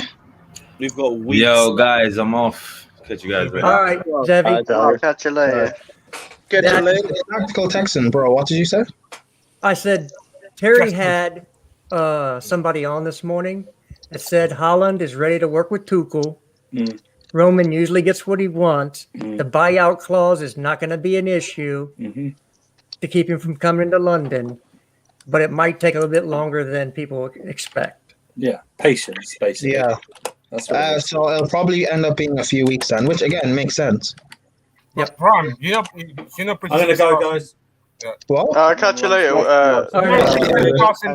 In a couple of days' time, right? What do you say? What do you say? Sorry, what? Do you know preseason starts in a couple of days' time, right? Preseason. Yeah, I know that. But again, the Euros, like for example, the Euros, and I know Holland's not at the Euros, but the Euros doesn't even end until what is it? 2 weeks? Is it? Yeah, 11 at least. 10 Yeah. days. So, and again, it's not as if players can't or teams can't buy players a bit late. So it's fine. Like we don't start our actual first competitive game until is it August? I'm just concerned. I'm just concerned about like Josh said, they're gonna start the preseason camp in 21st of July. That's only my concern. Wait, is that when they're starting the preseason camp? Yeah, they are. That's when Dortmund starts. Earlier than that. I don't want any excuses for a new player and everyone's saying, nah, he didn't have a preseason. We knew that. It's the Euros. They wouldn't have a preseason anyway. It doesn't matter. Either they But Hollick, you gotta understand with new players from a different league, they gotta adjust to a new country, new like way of playing football, just everything. You just gotta adjust. You gotta give them at least a year. Of course, Like they're playing with scrubs. They're playing with Champions League winners. Of course, yeah. It balances out. No, they're but playing in a better will, yeah. For I hear example, it, like- Haaland, and I have full belief in him. He will perform straight away because he plays with better players and a much better coach now. So yep. I think this preseason excuse is overrated, man. Like preseason, most teams don't even play serious. Like it's not really. No, they're getting fitness and sharpness ready pre-season, like ready for that. Really, if anything, it's just building that up normally from the holiday, and they didn't have that last year. Well, since I dropped that last one there, I'm ready to call it a day. I gotta get ready for work, eat some breakfast. Big up the panel. Big up my guy Lewis. Big up yourself, Enjoy yourself, bro. Jester. Big up, big up. If there's any questions you got in the comment section, we'll roll here for about another 15 minutes. The only other thing that I've seen come out today was just differing reports on Ruben Loftus-Cheek. We have the standard reporting that Loftus-Cheek and Barkley are both set to leave during the summer, but we also know that Thomas Tuchel wants to have a look at Loftus-Cheek and he wants to see whether he would be an asset to the side as well. And I can see the benefit of both, to be honest. I've said already that I think another loan spell has been key for Loftus-Cheek. I said that before he even had the first loan spell at Fulham. He needs 2 to get back to his best. Same way Hudson-Odoi needed the 1. He had a partial Achilles tear. Ruben Loftus-Cheek needed 2. So a second loan spell is fine for me regardless. But if we need another 8, if we need someone of his profile in the team, and with the amount of fixtures that we have in the upcoming season coming up, and also the impact that we could potentially have more depending on how the season progresses. You take into account the Club World Cup, take into account potential cup replays as well. The worst case scenario, God help us if we do what we did in 2012 and become the worst ever European reigning champions twice in a row and end up in the Europa League. We'll end up with even more games as well. Having Loftus-Cheek in the squad wouldn't be bad for us. And I think we are going to need to keep some of the players in our loan army anyway because of the amount of fixtures that we have coming up this season. We need the depth. We need at least 3 players in the majority of positions. So if Loftus-Cheek has a good preseason, I would be all for keeping him. Barkley, I already said, get rid. I don't mind him leaving. It is what it is. He didn't look well at Villa, and he's never looked good at us anyway. But Ruben Loftus-Cheek, there's still a position for this guy in the squad. At the least, right now, as a squad player. But what are you guys thinking, anyways? With Ruben, he's finished. I think I think if he has another not bad season, but can't get into his Chelsea squad at all, not really play that much, and Tuchel doesn't like him, I'd definitely say he's definitely finished at Chelsea. It'd be like a new Jesse Lingard for Chelsea, like Man United had. It just get older and older and older, and we still think he has potential. For me, I think he's all these. I get the talent that he once had, but Chelsea fans keep holding on to that. I think he's done. All these injuries that he's had, it catches up with you, and I think is he still a good player? Fine. Can he still be at a level where you can say compete for top 4 and stuff? Fine, maybe, I don't know. But we're talking about being at the elite level. We can't have any passengers. Like we have Pulisic, who's an elite level talent, and we can't necessarily keep him fit. I don't want to have a backup player in Ruben who we can't trust to stay fit. I'd rather have Ross Barkley, because at least he's fit and I can trust him. So if Ruben is going to be part of the squad, he has 1 more year. Any injury he gets, you sell him immediately, because there's no point keeping him in the squad. It's a waste of money. It's a waste of space that you can give to someone else or buy someone else who's playing better. Like it's just a waste. And all this stuff Chelsea fans want to have about his talent and he was almost world class and stuff like that. I don't care, because the injuries the injuries, it's going to waste him. I think he's already wasted anyway. Like my thing with Ruben and his loan spell this year at Fulham, well, I didn't necessarily need him to go to Fulham and just ball out this year. I wanted to make sure he had a full year of health. He stayed healthy. He was fit. He went to his team that's just miserable. The team's terrible, but I really just wanted to see did he still have his legs? Is he fit? Can he get around? At least can he stay healthy for a year? And he for the most part did do that. I think one of the things Tuchel likes about him is that he's extremely versatile. I mean, the kid can play in several positions. He's got amazing feet. He can shoot. He can pass. His strength for his size and ability to keep guys off the ball, I think, is something that we all saw in 2018.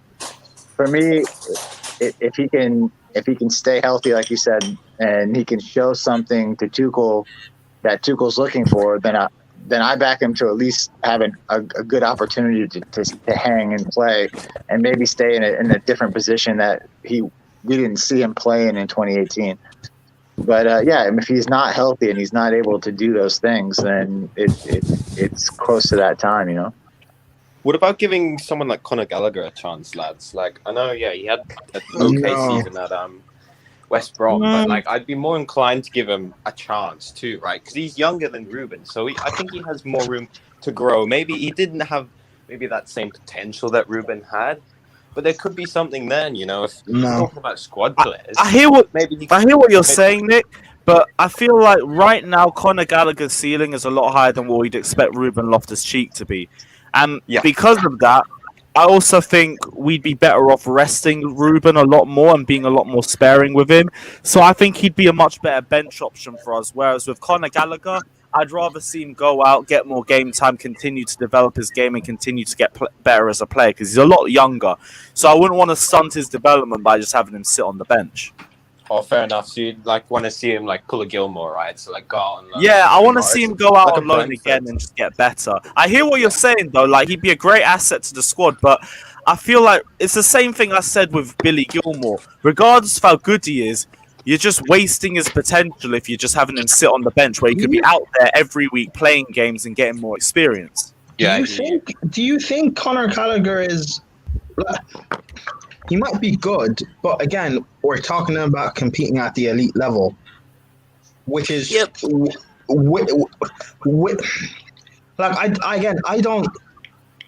don't see it. I hear that. He's been at West Brom. Put him at an expansive team first, where he can actually show his abilities, and where he can actually. Why was he at West Brom in the first place? I don't know, man. Weren't really the best loan for him, to be honest, but we didn't expect Sam Allardyce to come in halfway through his charge. I mean, yeah, maybe, but Simon your Billett was a lot quality, more expensive, if I remember correctly. but your quality should still shine through. Yeah, but it's It's when like you more don't than have into Ruben. a system. Like it's The hard same for you to amount of break freedom in outside a that team. box. Oh yeah, go on. Don't get it twisted. Conor Gallagher was much better than Ruben Loftus-Cheek in their loan spells. Much better. Fulham fans fucking hated Ruben Loftus-Cheek. He looked like a championship player as well, based on output and the eye test. So, if there's one lone player that could make the squad, I'd back Conor Gallagher over Ruben any day of the week, man. This is not the Ruben that played against Eintracht Frankfurt. This is not the same player. Don't forget. This is not the same player. I get He's that. finished. I get that, but I'm also thinking in terms of valuation as well. You send Conor Gallagher out on loan, he gets better. He either goes into the team next season, or you end up selling for a higher valuation fee. Ruben, you're not as sure about, because there's still the injury, there's still the recovery, which is why I'd rather keep him in the team and use him more sparingly as a bench option for us. He wouldn't be a starter for us, he'd be someone for depth. And I think for depth, he'd still be a good asset for us for this season. Fulham, they used him as a more regular player. He played a lot more for them. Chelsea, it wouldn't be the same case. The thing is with Loftus-Cheek, if he goes and plays as a number 6 and changes his position and change how he plays, then I would back the decision of keeping him. But if we're going to keep him for his position, where he normally plays, a number 8 or a forward player, we've got 2 players in the same mark as him in Andron. Is near enough the same as what he is with his strength and height. And another player who was on loan to Accrington Stanley last year, who's supposed to be the second coming of Loftus-Cheek, and that is Jonathan Russell. So, if we're going to use it as a what he was in 2018 season, then I'd rather use one of those and who has not got the injuries, who we can then use as that position. Because Loftus-Cheek, unfortunately, the injuries have caught up to him, and he does look like a shadow of the player that we know he can be. And if he can get there, all round good try. But I just can't see it. He's had opportunities since he's got back from injury, from the second half of the season with us when we got back from this COVID situation, and then obviously last season, and he hasn't looked the same. Yeah, I totally agree with that, man. But would maybe even someone like Lewis Bate, is it worth throwing someone like that in there? Giving them a shout, giving them a couple minutes? It's the thing. Any random academy player is not going to see more than just a few minutes unless we're in an injury crisis. So I don't even really think too much about that. Ruben, I get why people would have reservations over him because he's had a full loan spell and he hasn't impressed. But I already said, and I still stand by it, that I think Ruben needed a lot more time than just one loan spell to get better. He's had a full Achilles tear. Hudson-Odoi only had a partial one, and it took him a year and a half to get back to being at his best. Ruben, I expect double whatever it took Hudson-Odoi. So I think another loan spell would be what he needs. But how old will he be after that? That's the question, too. He will be 26, 27, okay, so something like that. Okay, so 26. He's no spring chicken anymore, you know. Like no, I'm not sitting there saying he's like a big youth prospect anymore. Big up Loftus-Cheek. Yeah, nothing like that. Nothing like that. I'm saying just in terms of the quality and what he could bring to the team. As a squad player, you could use him in the odd game and you'd still be able to get a tune out of him, in my opinion, because you're not playing him too regularly. That means he'll also get time to continue to heal, continue to work on his ability in the training ground. Could potentially be a better asset for us in the second half of the season. Potentially. But as of his position in the squad, he wouldn't be a starter. That's why I'm saying people shouldn't necessarily worry about Ruben Loftus-Cheek because he would be a squad player for us. He'd be someone you either bring off the bench, you play in lower quality games, or if we're in an injury crisis, we'd have to turn to him. But there wouldn't be any big reliance on Loftus-Cheek. So I'd say don't worry about it too much. Lewis, what did you just say? If we're in an injury crisis, we have to rely on him. If and we, but the thing is, the thing is, can we trust him to even be fit for us to rely on him in an injury crisis? That, like, again, That's my only worry with him. That but as long as we don't overplay him, that wouldn't be a problem. But it kind of will still be a problem because if he's not playing and he's not match fit, when he does play, he's going to be rusty and he's going to be prone to injury. No, who's to say just because he's not playing, he won't be match fit? Like, as long as you're training regularly, you will be match fit. Well, yes and no. Like you're talking about match sharpness. And that I could understand, but I still say training would take that out of it. Sharpness isn't there if you're not playing full stop, training or on the pitch. True, but again, I just the injury prones that worries me, and of course it will. Like, there's nothing wrong with that. It's a thing of we could go through it. Say injury crisis would say I don't know, Kante's out and Kovacic is out or whatever, and then he has to play. Then Ruben, who is injury prone himself, he will end up getting injured, and all of a sudden we don't have anyone to fill in, and then we're at a point where it's just like, well, see.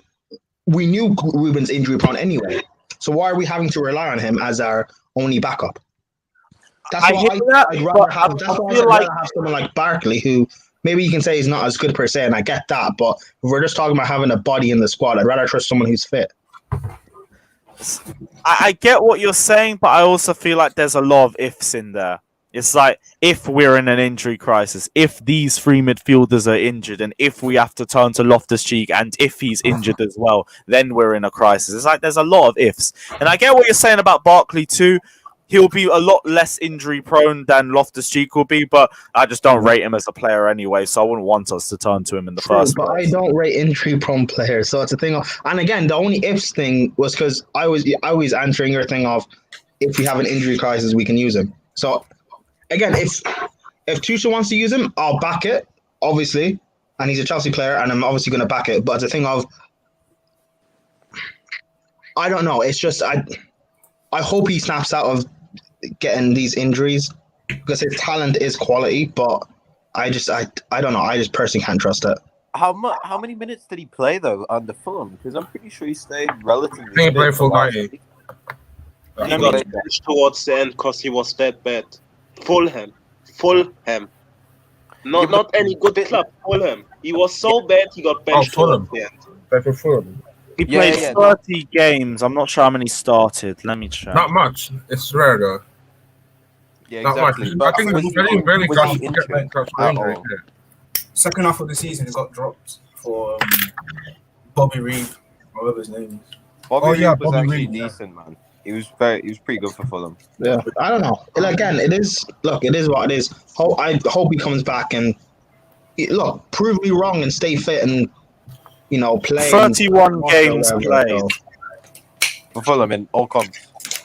Yeah, and he started most of them with the way his numbers are looking. All right, well that's a step in the right direction. I don't know. We're gonna bring him back, man. Like. Are you on about Ruben Loftus-Cheek start for Fulham? I'm still unconvinced about Loftus-Cheek. I think what's his stats though? What's his stats for that season?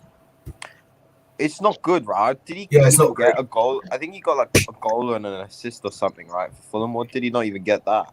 One goal, that's it. No assists, one goal. Okay, but if there's one positive that we... one goal and, no assists. Yeah. Okay, yeah. I know that's not very good on paper, but I guess the one positive thing we can take away from that is he demonstrated some level and form of fitness, right? And consistency. He could play 90 minutes week in, week out. While there's no output there, that's one step. And I do agree. I'd like to see Ruben probably go out on loan, right?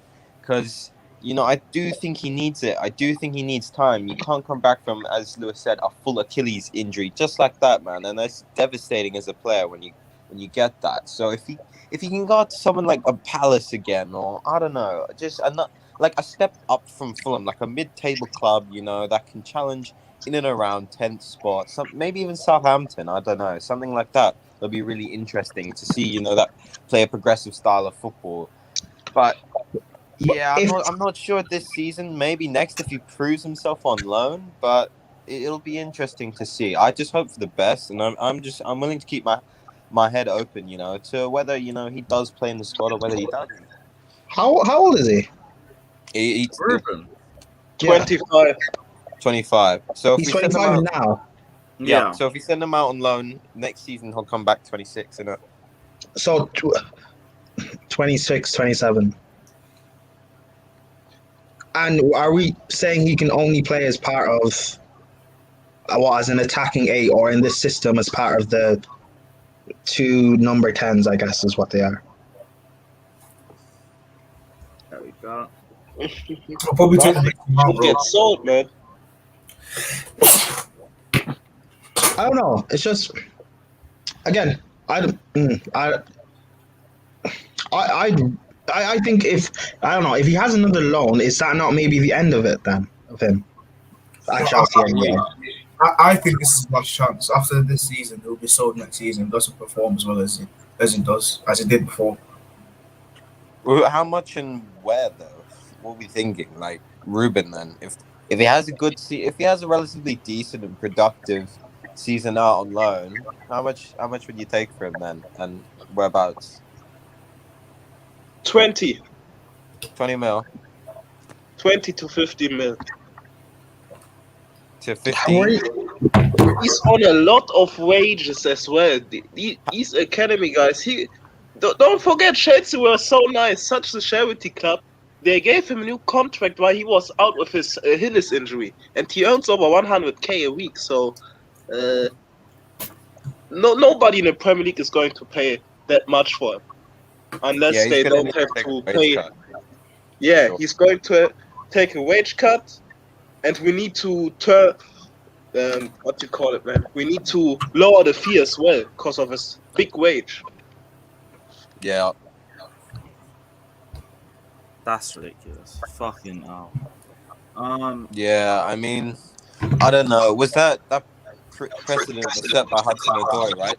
Because he was the first academy guy to get over 100k, and then they all just followed suit, right? Or wanted to.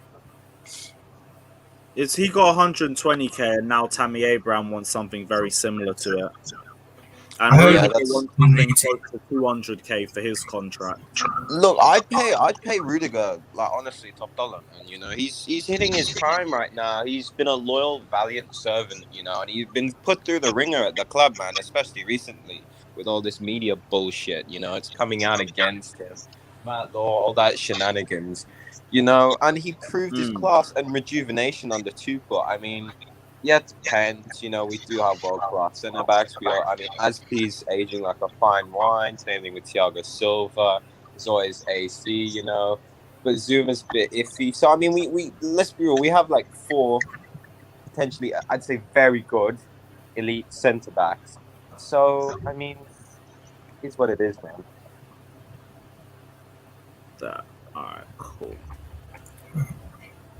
Atta, what's that thing you sent me? Is that another? PYS, yeah.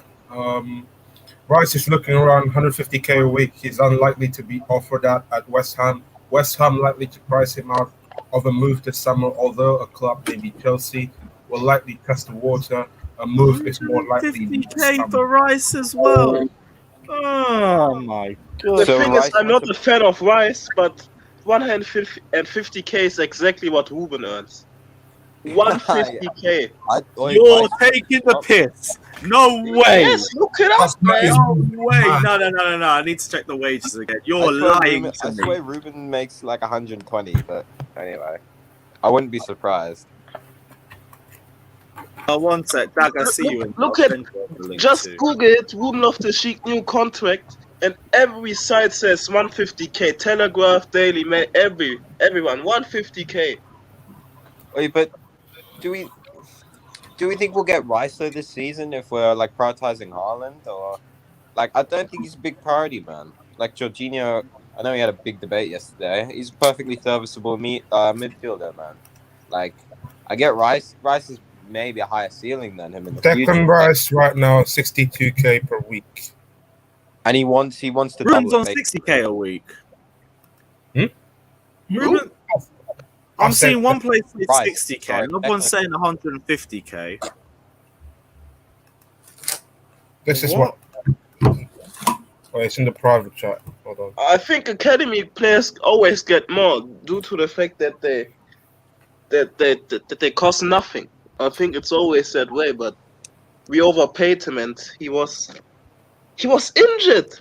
We gave a guy with an Achilles injury 150k. Chelsea are really the nicest club in the world.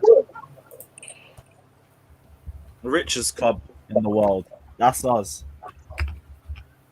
Yeah, I'm Nah, seeing that 150K was actually nice. a week. I can't tell.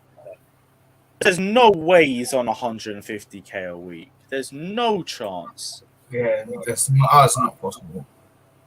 Yeah, because I don't even know what form did he have that ever justified that. Even 1890, sorry, that wasn't long enough for him to be on that sort of wage. It was only for a little bit that he had that form. Yeah, saying 60K here too. Let me check one more just to be sure.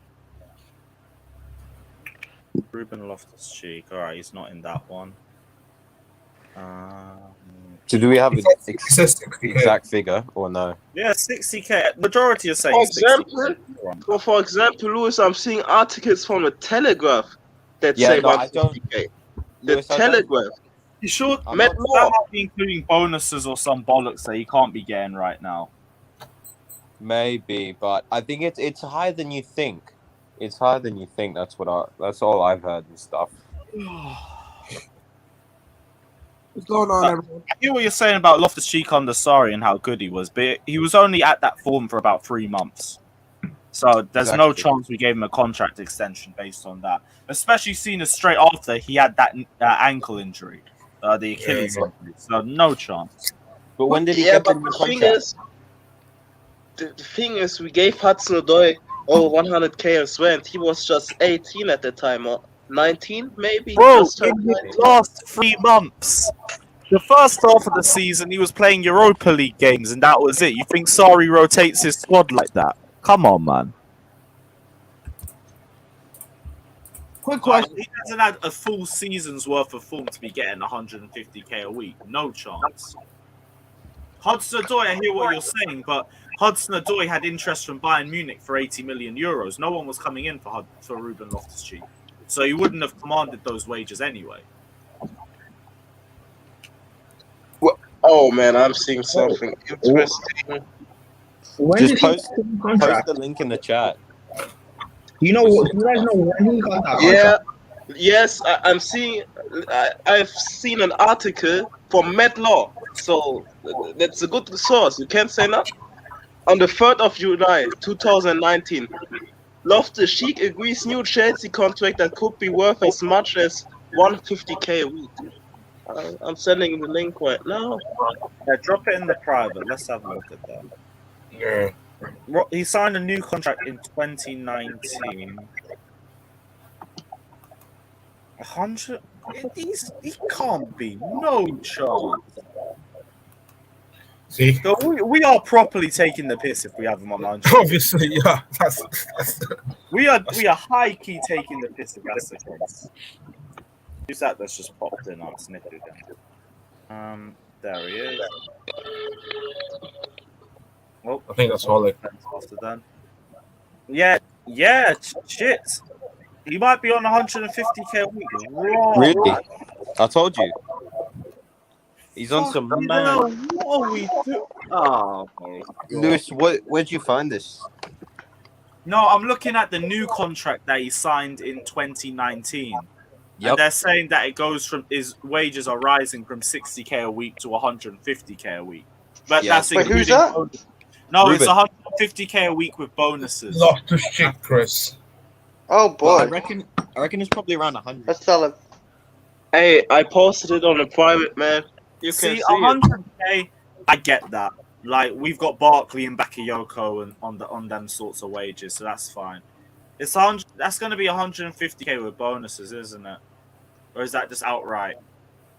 I don't. Wait, what bonuses does he get though? Because he ain't done nothing for Chelsea really. Appearance, goals. Which is why Lord, he won't be on that right now. Okay. Yeah. But No, but if he plays well, then fair enough. Then he gets it. I still think it's around 100. I swear it's around 100k, man. That's Yeah. why I think it's got to. It's not that full 150, but it's in and around that 100k mark. So it's a 6-figure salary nearly. Which is pretty crazy considering he's not done much since. So His agent, man. Fair play. Or maybe it's just probably Chelsea. It's just too generous as a club in general. Always happens. How much? Yeah. How much were Dortmund asking for Jadon Sancho? I don't know, man. Remember 85 million euros. That's about 75 million pounds. They were asking for 85. 85 million euros. 72 million pounds. That's what United paid. No, I know Now, that they paid, but I swear Dortmund was asking for 100. that was last summer. United were like 20 mil off that valuation, so that's why that deal fell through last year, right? And Sancho didn't go through because United just couldn't up it. But this time, I don't know why. Just Dortmund I think they one of their directors came out and was quite pissed off that they didn't get enough money, right? There was something about that. But I think that's a very Sancho for 72. That's a pretty good deal if you ask me. I know what I'm saying is that's looking good for Chelsea if they want to hop into the Haaland race. No. They're going to treat Haaland completely different, man. If you think about it, they've already lost Sancho, right? And they're a bit chuffed that they didn't get enough money, right? And they're basically, I think their approach with Haaland is if an offer too good, like to reject, comes in, which will be that like 120, 150 million pound offer, they're just going to turn a blind eye to anything else, man. So we need to stump up the big bucks. No, that's what I'm saying. But I don't feel like it would have to be 100, 150. I feel like if they offer 130, that would get it done.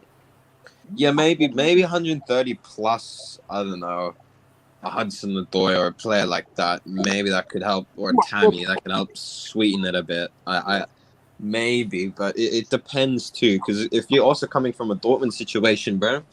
Think about it. You've already lost your second best talent, Jadon Sancho, and then you're gonna lose Haaland. Like, it's quite devastating. They're gonna have to rebuild, find players quick. So they're charging top dollar. Yeah. Yeah, it's sticky. Craig was saying the whole package was close to 100 million for Sancho. Haaland, if anything, now would be more expensive. I still think it's going to be the same amount, 150, 160. It's just, I think our installment plan is going to be a lot bigger than anything that Manchester United are paying, because they've got a mad one right now. 17 million per year is ridiculous. I don't think they're paying that much up front. I think it's they're paying over 5 years. It's all installments, like, because United, how United finance themselves, right? They just service their debt each year on year out, and their interest, right? So they just pay off as minimum as they can each year. So they just they stretch it out. They don't pay much up front. That Wan-Bissaka thing, it was a lot of money, but that's like over 5-6 years they paid that fee, or continuing to pay over.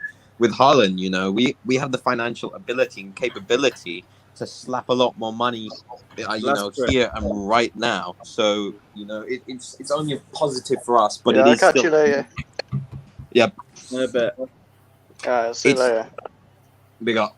It's still the issue of getting that, that cash in hand. Because it's a large amount. We're going to be breaking a Premier League transfer record, and it's most likely going to be the second biggest signing in history behind Neymar, right? If we think about that, 150, 160 mil, that's an insane amount of money. So there are a lot of strings attached with these things. So we just got to take our time, be patient. And we do have to get it done before preseason camp, right? Which you guys previously said was at the end of this month, right? Yeah. Yeah. So I think we'll have the ability to get it done before then, because we still got a whole month to do it. So we just got to trust in Marina, trust in the board, and hope for the best. If not, we're a bit screwed. Yeah, most of the sources that we've heard about Erling Haaland has said that this is a deal that requires patience. It's going to take time. It's going to take months to get this one through. So as annoying as it is, I'm here to wait for the next few weeks again, because that's all that we can do. We know if it gets to the point where they've all gone back for pre-season and we still haven't got Haaland, then we're done. It's not happening. But until then, there's every opportunity we have to make this work. We just have to be patient and let Roman handle everything behind the scenes, because we're not going to know about everything until it's already happened. I think that was the case with Kai Havertz last year. It will be the case of Erling Haaland this year as well. Yeah, when we found out all the news that happened, everything had already happened. Yeah. It was just old report. But I think the thing is, once it starts to edge a bit closer towards the end of the month and that Dortmund preseason kicking back off, it is going to leave us a bit tweaky, you know? Like, we're going to get a bit nervous if nothing's come out around then, you know? Or if there have been no major developments in the next 2 weeks minimum, right? Like, it's going to put us all on edge. But we just have to hope for the best, man. And we know we can do it. It's not it's not a question if like we can't, you know, we just gotta get it done, you know. It's just something like that. Just have to get it to happen. That's it. Yeah, man. Yeah, exactly. If we don't do it at the end of summer, then we can complain. Or even if we don't get Lukaku as well, because if we don't get Haaland but we turn around and get Lukaku instead, is what it is. I'm happy with that. But do you think it's just if we start the season with no striker, we have the money for it, and we didn't get Hakimi either, so this should have been why. Yeah, the board need to learn to know. Rice. No. Don't. Look, all that, yeah, Don't. what I'll add on that is just No, the I board can't be needs to. bothered. I hope United swoop in, man. I can't hear it anymore. I hope they swoop in. Quick 70 million bid for Declan Rice, and we are done with it. United do anything quick. It took them 2 years to get Sancho done. Yeah, United don't get Sancho. They're not facilities like that. But listen, they could have the Lukaku moment, maybe. So I don't think Lukaku moment. Lukaku's Yeah, gonna hard to they- shift. they probably took said he Lukaku wants away to from stay. us. Don't you remember? Yeah, but that was because of us. Yeah, and I hope the same situation occurs this time with Declan Rice, because I wouldn't have no regrets. I would sleep well. I wouldn't care. Alright, Craig, my guy, if you'd like to come in and educate the panel on Declan Rice, please, bro, I will send you a link. You can cut. It has been a minute since we spoke as well, so I'm all for it, my guy. It's just the price, isn't it? It's not the player. The player's fantastic. It's just the price. I don't really know. This is a what possession-based system, this is but what we've been here we arguing for are. the last couple of hours. Like, you can get caught in the false hype because of the Euros, but on Aurelia, it's not been that, you know, that of a good sight to see for Declan Rice. But I don't know, man. I'm still like 50-50 on him, man. Can't lie. Yeah, the question that I think we have to answer with Declan Rice is the want versus the need for it right now, right? Right now, can we really say we are dying for Declan Rice in our midfield? No, you know, a lot of us. Though. He's I good think Billy's just gone on loan, and because KFC, Yeah, I hear that he's a very good player. I'm not denying that. You know, I would like to see him at the club, but there is, you know, no current need. There is a want for Declan Rice, but there is no current need for him. That's the thing, and I would love to see him in the future for sure. Once Jorginho phases out, I think Declan Rice could be potentially the perfect replacement or someone along the lines of that, but not right What's now. that? You know? Who's that? Billy in the Norwich training Oh, yeah. Oh, mad. Oh, fair well, play. if we didn't already know that was done, that's done now. What, is he already at the ground? It Yeah, is looks like Thursday, to be fair. They said it would be announced by today. Yeah, his medicals today, so it looks like. Yeah, I've just seen it now on my screen as well. Yeah, he's a Norwich kit. Hey, Well, but Billy the Gilmore thing is, is going to be at the Norwich for the season. Johnny, sorry, Machi. I know in the comment section, sorry, lad. it's always gross. I guess Johnny's got to become a part-time Norwich fan. We're all part-time Norwich fans for the season. Come Yeah, on. no. Nah, usually I hate watching Norwich because, you know, they're just the biggest yo-yo club. But if they got Gilmore, man, I've got to tune into a couple games, you know? Big up the man, you know? The minerals in the midfield, you know? The midfield maestro, the man, the myth, the legend himself. Scottish Iniesta. Man, Iniesta. Iniesta. Johnny, come on in, man. Come on in, Johnny. We need some minerals here. Yeah, we need the mineral preacher, man. We need some minerals, Johnny. Come on, Johnny. I think Johnny's at work right now, but if you're about, Johnny, give me a shout. Yeah, yes. But yeah, Billy Gilmore going on loan to Norwich for the season. Right move, in my opinion. He is going to get regular game time, come back with a lot more experience and street smarts. I'm all for it, and he's at an expansive team too. Norwich are probably... They are going to be in a relegation battle this season as well. It is what it is. But yeah, so at the very least, he's going to get a lot more experience and a lot more game time. He's going to come back a better player. Yes, my G. Craigo, what are you telling me, bro? big up Craig. Oh, that's a shame. Anyway, I guess Just like that, he was gone. I'll just add on to that about Gilmore, because Gilmore will have to fight for everything at Norwich, you know? It's not, he can't slack off. He can't just drop into second gear. You know, there's going to be high intensity to this season because of the fact that Norwich will be battling out for the relegation slots, you know, that lower end of the table. And it'll teach him a lot of stuff as a young player, you know? It's a very eye-opening experience, especially at his age. So it can only do good for him, man. So, like, you know, you reckon he could get in the team of the season? Johnny, what are we saying? Hell no. But what are we saying? Hell no. Nah. Johnny's gonna come on here. But Norwich player is going. Let's be realistic. Man's not touching the player of the season.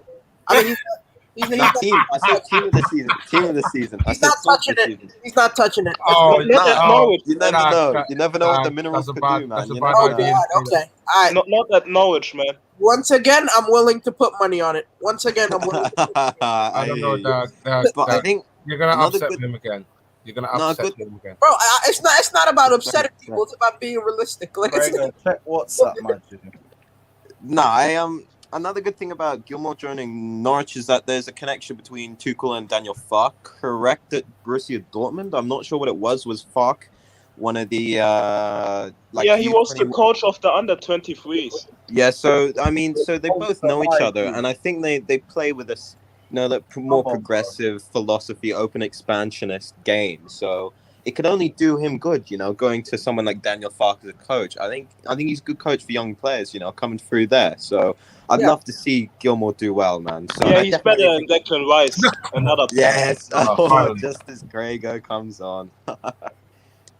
Yes, Craig, what are you telling me, my G? Can you hear me? I don't. My phone's having some like old mess up. Starbucks Can you hear me Wi-Fi. all good? Starbucks All good, bro. Good. Yeah, you're sounding good, G. What are you saying, man? Not a lot. How are you all doing? We're all good. We're all good. Breathing well. Everything like that. Good. Good to hear. Good to hear. What are you telling me, man? Chat to me about Declan Rice. What are you saying? Let's start off with the first thing. Am I a little bit alarmed about the price tag? Yeah, I am. I can't lie. You know, you got to be. You do have to bear it in mind, but. You know, I think it was Father was said about getting kind of caught up in the hype of the Euros and whatever. I think the thing with Declan Rice is it's just about what it allows you to do. And we're saying about, I just saw there briefly about with obviously Billy Gilmore going off on loan, which is a great move for him. I'm looking forward to it, actually, for him going. I think someone said earlier about, is it a position, do we need Declan Rice right now? We do need midfield help. We do need midfield help. And you know, are you signing Declan Rice for right now? Maybe not. But if you want to get the best out of Kante, you have to give someone who's just going to be able to sit there, and so Kante can do the box-to-box 8 work, which, you know, is fine and dandy. Jorginho can do it a bit. Can he do it all season, every single game? Maybe not. You know, you do have to have this rotation in. And as much as someone please tell me, I don't know off the top of my head, how old is Jorginho? I think he's 28. 29. Around 29, okay.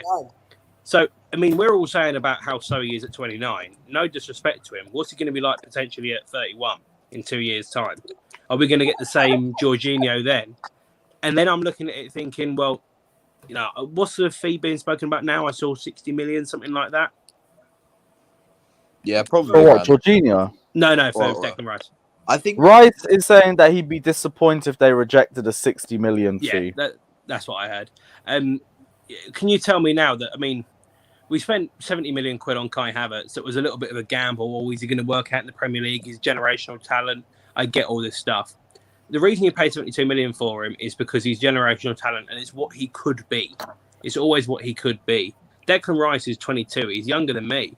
You know, it's about what he could be. And as much as I look at it and think 60 million for a 22, 21, whatever he is, year old is a lot of money. But if it helps us for the betterment of the whole thing, there's no reason why we shouldn't sign him. And one of the best players, I think, for England in this tournament, especially in the first game for England, and anyone who watched the game will agree with me, was Calvin Phillips. And the reason that Calvin Phillips was allowed to go and do what he did, which was drive the whole way up the pitch and play the pass in for Raheem Sterling for the first goal, is because Declan Rice just sat. He doesn't want to go forward. He doesn't want to do all of that stuff. And when he does go forward, it means something. He has got the ability to shoot from outside the box, which is something that Jorginho doesn't necessarily have the ability to do. He can do it, but is it realistically go in is a different matter. I just think it gives another element to the game, and also it adds height, which, let's be honest with ourselves, we lack a lot of height in this team. We're saying about one of our best centre halves, Thiago Silva. He's 6 foot, might even be 5'11". Nah, he's not 6 that foot. big. He's 6 foot. 6 foot, fine. Still not that big. Yeah, exactly. I know. So, as much as we're all sitting there going, "Oh, I don't want Declan Rice, I don't want this, I don't want that," long term, is it going to be for the betterment of the team? I think it is, and I don't think he's one of these people you can afford to just let go, just disappear. Long term, I get because you can mold him. Like, I would understand that, and I'm not saying I'm outright against it. It is really just the price tag, and for the fact for the price tag, he doesn't really play in the same similar style of play that we do either. So he isn't going to be a perfect fit. But that's because he never played in that system. I mean, England played it the other day. I played it on, what was it, Tuesday? We played a 3 at the back, 4 midfield, same way that Chelsea do. Well, against Germany? Yeah. Yeah, he played pretty good. Yeah, but I'll be real with you, I thought everyone overrated his performance in that match, to be honest. But that was my personal opinion. Yeah, no, I'm not saying he was, I'm not saying he was amazing. Please don't get me wrong, saying, oh, he was this, he was that, he was the other. But the way that England played, I mean, we were good, of course. We won the game. That's what matters. But for England, we're starting to learn about, just get the defensive, get the clean sheets, get it going, get it sorted. We kept the ball for large old chunks of the game. And I'm not saying that Declan Rice is going to be the one that finds you that Fabregas-like pass to break down a team. But when you've got the attacking talent that we're talking about, he doesn't have to do that. He can just afford to do the bread and butter stuff and do it to the best, which he does. He can afford to just play his game, which is to be a bully in midfield, allow Kante to win the ball back, pass it round, keep it going, keep it ticking. And then all of a sudden, could I pop up for a goal for a corner? Could I get a long shot in? Could I get it away and we get the rebound? Of course I can. That's more than Jorginho does. Not saying that he's going to be the next Jorginho, please don't get me wrong, but it's just about having differences to game, different ways to change it up. And let's be honest, you want to go shit or bust, you're not going to throw Jorginho in the box. You're going to throw 6'2", 6'3" Declan Rice in, don't you? Try and win a header, try and win a knock-on. I think the thing with Rice is right. I think I'm our starting midfield. That Kante Jorginho partnership has been very good this year. You know, especially towards the latter end of the season. Yeah, now I do think Jorginho long term is not a viable option now. I agree. I agree. Exactly. You provided perfect reasons why we need Rice. Now I do think we can get away with Jorginho this season, but next year is when I'd like to see the push for Rice. I don't think. Like I said, we don't need him now, right? Now, I think we can just get away in a year's time. That's the thing I'm worried about. That's what I'm saying, right? In a year's time, we need someone like Rice. We need that midfielder, that just no nonsense midfielder that comes and just locks down the whole shot and just balls out every other game, man. You know, so like, yeah. Considering we're also going for Haaland too, man. I think obviously long-term Rice is a very good option, but this year I think we can just get by without him. I said the same thing for Hakimi as I'm going to say about Rice. If the Rice deal stops the Haaland thing, stop it. Don't do it. Don't do it at all. The Hakimi thing was going to stop the Haaland thing, which I mean obviously it was because Chelsea weren't going to be prepared to pay 80 million quid for Hakimi. That money's got to be spent somewhere else, and they want to spend it on Haaland or at least a couple of other players. Then don't do it. If Haaland is number one priority, and if Rice is no disrespect to him, he's a good footballer, but Erling Haaland is going to win you games of football by himself. That's what he can do, and he's going to do it for a long time. He's going to do it for a lot of clubs, not just us. He's going to do it in the future as well. Compared to Declan Rice, who's going to kind of keep the ball going, keep it ticking, and might win you games as a team and as a unit by keeping the ball ticking, keep it moving, making a couple of good tackles. Is he going to do it for on the biggest stage at the biggest occasion? From centre midfield, probably not. Yeah, he doesn't win games by himself, and Haaland's the player that can do that. Because we had the second most amount of chances in the Premier League, third worst conversion rate. Like just put the maths together, we get a half competent striker in, or even Erling Haaland. That our goals go through the roof next season. In terms of forwards, I was looking the other day when I was on a live stream. I think that our top goal scorer, or one of our top goal scorers, I think was Abraham because of alphabetical order. I think he was 36th on the list of the top scoring forwards in the Premier League. If you get Haaland in, that will change. Exactly. Our top scorer in the Premier League was Jorginho, all on 7 pens. Yeah, exactly. And he missed a few and all. Yeah, he missed he missed a couple. So like, and Werner missed a few as well, which he probably wouldn't normally take him. You know, I'm sorry, but like I swear Johnny just makes it worse for these players. Like everyone's hating on Rice in the comments, and he just drops in, "Don't forget Rice is proper Chelsea lads." That doesn't help it. Huh? Like, to be fair, he does love Chelsea, but I mean, I wouldn't say proper Chelsea. Proper fucking Chelsea. Let's go. He's proper Chelsea and all that. But explain how Joey's saying if Rice comes to Chelsea, who's gonna get dropped? No one has to get dropped. He can just be eased into the team, like you said Chouameni is. And it's just Johnny, please help Rice out by giving proper information. Don't just say proper Chelsea. Can I just name some footballing reasons, or not some bullshit about his intangibles? Exactly. Like they're just try and convince people. Don't get them more mad. But can I ask a question about that Chouameni? Hey, guys, Craig's got a question. Go ahead. Why do we all want him? Yeah, that's the thing. I think he's just one of those overhyped career mode players. I feel like it's because he's been recommended by Czech and Fabregas. Yeah. They're going off Czech's recent record. That's going off of a couple of people's opinions, but everyone's going nuts about it. And I see Monster did a stream as well, and Monster's very keen on him. And I would love to ask the question to Monster when I get a chance. But why does everyone go, "Oh, you got to get Chouameni, you got to do this"? Why is it Chouameni over Rice? What's something that Chouameni does that Rice doesn't do? I think it's because he's more versatile, can play as a 6 and 8 and as a 10. I think it's also because are we signing a defensive midfielder or are we signing a centre forward? We're signing. We're signing a defensive midfielder. I hear that. It's also because he's cheaper as well. Oh yeah, that's price obviously. That's why they're going for him too. But the thing is, Chouameni is literally Conte. He's literally Conte. Like the problem that you have, Lewis, with Conte about playing him as a single DM, it's going to be the same exact thing with Chouameni. He does not sit. He does not sit. He is a wandering, ball progressing. He wins the ball back through interceptions. He's a prospect. He's a Conte's prospect. Exactly. It's like who's the geezer from AC Milan? Is it Kessie. Yeah, same thing. Wants to go forward, wants to score goals. Good footballer. Don't get me wrong, but is it what we need? Exactly. No. It doesn't sit. What we need is a DM. Look, I would much rather bring in Rice next year than Chouameni this year. That's facts. I think Chouameni is a very he's got a lot of talent. You know, I'm sure he can do bits in the future. So can Rice, but Rice is the player we will need in a year's time. Maybe this season. But if we bring Chouameni in, that means when most likely, I don't think we're going to get Rice next year. Someone like that, man, because the club will just be put off by that, you know? I think it all depends on how well West Ham in the Europa League as well, because it'll be interesting how Declan is going to go with European football. Yeah, West Ham itself. Leicester are in the same competition. I doubt they're going to be able to win it. Leicester? Maybe. Well, they're getting in... They bought that one, yeah. Leicester are getting in some reinforcements, man. They got the exactly. Like when we were talking about how they were bottling it, they're playing the same exact 11.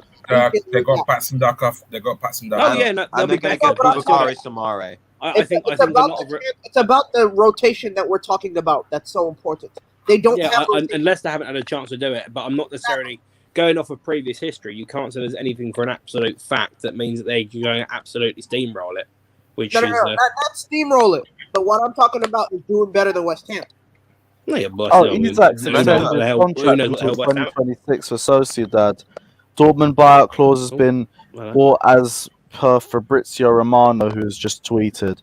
And that is the right. What do you mean buyout clause being bought? That is the absolutely right move for them. After Daniel Malin, they should not have gone for it. Malin would have been the wrong choice. That is the right move. He's not going to Dortmund. So Dortmund have lost their release clause on him. All right, yeah, they didn't want him, and he didn't want him either. If they get Malin instead of Isak, they're gonna regret it. They're not getting Isak though. I know, that's what I'm saying. If they get Malin instead of Isak, they're gonna regret it. Yeah, but that means Dortmund have lost out on so many Haaland replacements. Silva's gone, Daka's gone to Leicester City. It's all a bit techy for them now. Okay, That's why we need to act in. Play Mukoko. And just throw Tammy in the deal. Just be like, Hudson here you go, Odoi. mate. We'll help you out. Yes, honestly, like if we offered 140 Tammy plus Hudson Odoi, surely you can't turn that down. Nah, we'll keep Hudson Odoi. Yeah, that's very outrageous that you say that. Because No. Of course, I want Hudson Odoi, but I think if we do get Holland in, like Holland is worth 80 million, fam. what is Hudson Odoi? Hudson Odoi is not worth 80 mil. That's how much Bayern were about to pay for him. No, they were not. No, they were not. When they wanted him for 30, 35, but that's, before, I don't know. It was never 80 though, man. It was always, I think they wanted to pay 40 tops, right? 40 tops. I think Look up Artem saying Isak had no interest going back to Dortmund.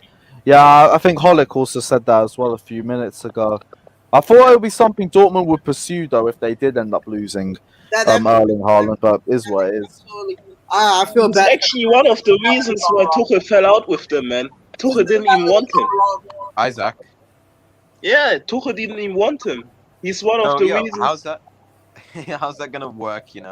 I swear, is it Monster that is a big fan of Isaac, or is it?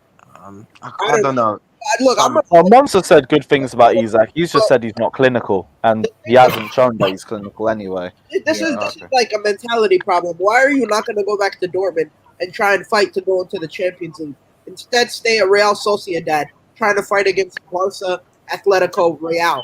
It just doesn't make sense to me. No, Sociedad have a decent squad. They had a very good start to the They're league. going to break the top three and make it into the Champions League. Oh, they could fight for it around that fourth. To Valencia and Villarreal as well. They're really not. Valencia and Valencia's washed up, man. Valencia, but Villarreal is Villarreal finished that's 8th, 14. man. They finished like 7th or 8th. The one in Europa League that's going to give them the ability to move on is what I'm saying. Yeah, I don't think. Well, I mean, if we're going off domestically, Villarreal underperformed to an extent, honestly, man. But yes, they did very well in the Europa League, and United are just clowns. He's a bit overrated, that Isak, man. Just a bit. Not fully overrated, but just a bit. I would never want him at Chelsea. Never. Yeah, no one's saying we want him at Chelsea. We're talking about his profile himself, his job himself. Yeah. Yep, Craig's saying, final point, don't slate Rice, he's a team need. He's not flashy, but he allows players around him to do what they do best. If he joined Chelsea, he'd probably get better in the space of a year or two. I still have my reservations about him, but that's why for me the price tag needs to be lower. But I understand. Yeah, but he's young as well, he can improve. I hear what you're saying as well, Victor, as well. He is young, and I get that, which is why he's going to have the room to improve too. Just the price tag needs to go down. Lewis, Craig was right about that, by the way. He allows players around him to do what they do best. So, for example, remember you guys played Croatia, and people were praising Calvin Phillips for man of the match. A lot of what Phillips was able to do was because of Declan Rice. Yep. Similar for West Ham with Souček. A lot of the being able to roam around and score goals is because of Declan Rice. Thank you. I get it. The price tag sets people off, and it sets me off a bit as well, which is why if I was part of that board, if I had any influence whatsoever, I would tell them wait a year, maybe even wait 2 years for West Ham to dip again and that price tag to drop dramatically to a point where we can get him for a 35, 40 mil. And it's much easier than buy him now for 60, 70, 80, which is ridiculous. Because I do think West Ham will probably drop off next year. I think the competition, it's getting stronger. And, the last time West Ham were in Europa, or gotten at least into the Europa League. Plus, they looked their best when they had Jesse Lingard. They don't have him anymore. Exactly. Now, they got to think about that, too. Lingard pretty nearly dragged them into top 4. Man. I think they were lucky, man. They're a healthy team, man. And plus, he is English, so... Exactly, and United. We will be able to, maybe we won't be able to sell him automatically and get the 60 whatever mil back, but we'll be able to give him loan moves and loan deals to be able to recoup our money back anyway, like we've done with Morata and Bakayoko and whatever. So I don't really think that's a big deal of him potentially flopping. Christ. Rice. People really don't understand what we need, do they? So can you pin the comment by the Beautiful game, the most recent one? Chouameni will roll up his sleeves and muck in. You can teach Chouameni to do Rice, but you can't teach Rice to do Chouameni. Facts. Listen, we don't need Rice to do Chouameni. We need Rice to do Rice. It's not that hard. It's not that complicated. We don't need another ball-progressing player. We need somebody to sit back and allow Havertz, Kovacic, and Mount to do the progressing. Please, please, please realize that what we need is not another 8. We need a 6. A solid 6. Please. Yep. Please. Dog, man, we need someone who flies under the radar, and Declan Rice is that guy, man. You know, he's not the most pleasing on the eye. He doesn't do all these flicks and tricks. He never gets he's not always on the ball. But what he does, you know, under the radar, he always flies under the radar. He's brilliant at what he does. You know, these are the flashier players that people want. I don't know. Chouameni's maybe an example of that, just because of his, you know, I think he's overhyped. Obviously, he's like one of those FIFA career mode youngsters, right? You know, just all that potential and stuff. And I think he does have it, right? But someone like Rice, he's underappreciated in some aspects. You know, you don't realize it until, I don't know, you go back and properly analyze games and stuff like that. And if he comes to Chelsea, we'll truly see what he does, man. Like Rice is a baller. Don't get me started. Like. We need Rice over Chouameni. We need someone to sit and allow the creative talent that we have going forward. Real quick, the Beautiful game just tried to back up his point by saying, I am assuming we don't get Haaland. If we don't get Haaland, the 6 is even more important. Disconnected, but yeah, go on, dog. If we don't get Haaland, the 6 is even more important. It allows Havertz and Mount to be able to find the game. If they have to track back because Jorginho is the only one holding the pivot, it's not going to work.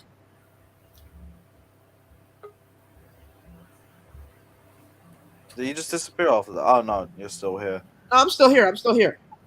But it just doesn't make sense to me. Like, we don't need a Chouameni type of player. If we bring Chouameni in, he is not going to play any important games. He's going to play in the FA Cup rounds, in the Carabao Cup rounds for sure. But the fact of the matter is he doesn't know how to play as a 6 right now. We need a 6. Yeah, well, you're right as well on that too.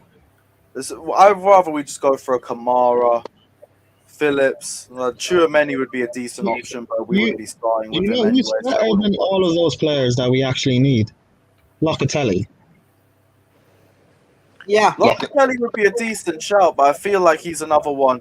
His price tag is going to go up by another 30 million just based off the Euros alone. Yeah, but it's like 60 mil.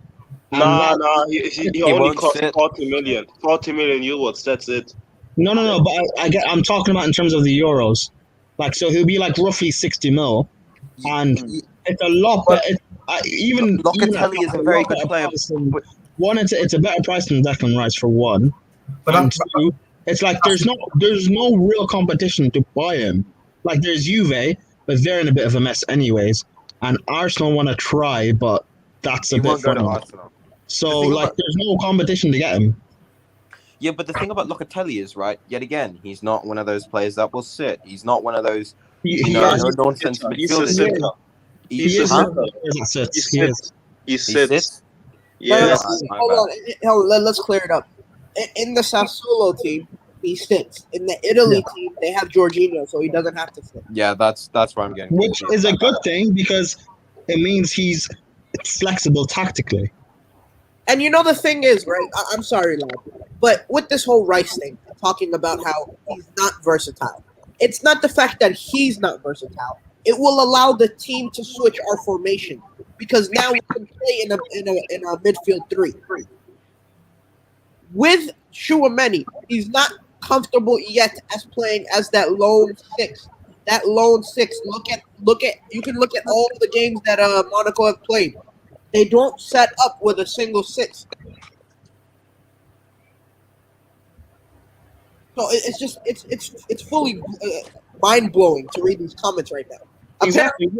Apparently they've watched Chouameni for the past 3 years because they're telling me that he is this world class player that can play a 6, an 8, and a 10. Wow. That doesn't make sense. Well, hey, Dag Maui, I'm someone who can actually admit I haven't watched him. Well, if what you're saying is true, and that is right, buying Tchouaméni should then be for the long term. So he shouldn't be expected to come It in should be as to a come and replacement start. for Conte, not as just someone we can throw in now. Which is why, even if he comes in, we also need a ready-made player, which Locatelli is.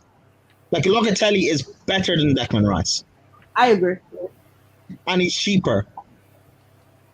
Locatelli's a But it's a leader. matter. It's a matter of again. It's a matter of the Premier League proven.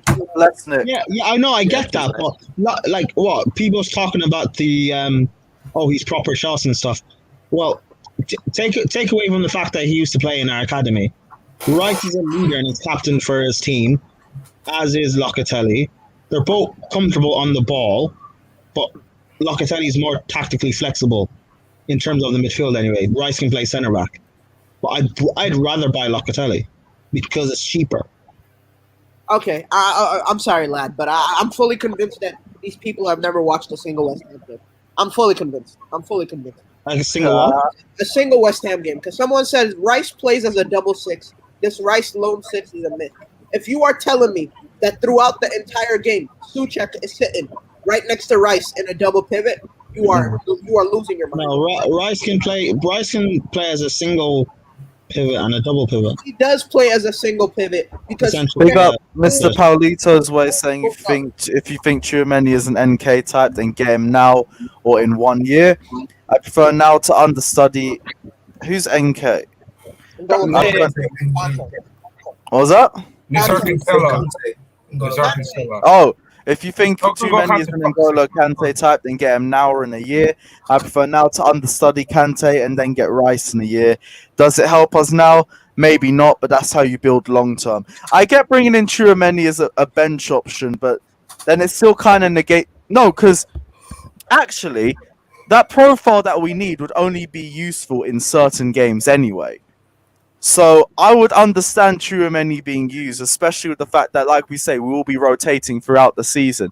He'll have game time and experience, and he won't be by himself whenever he plays as well.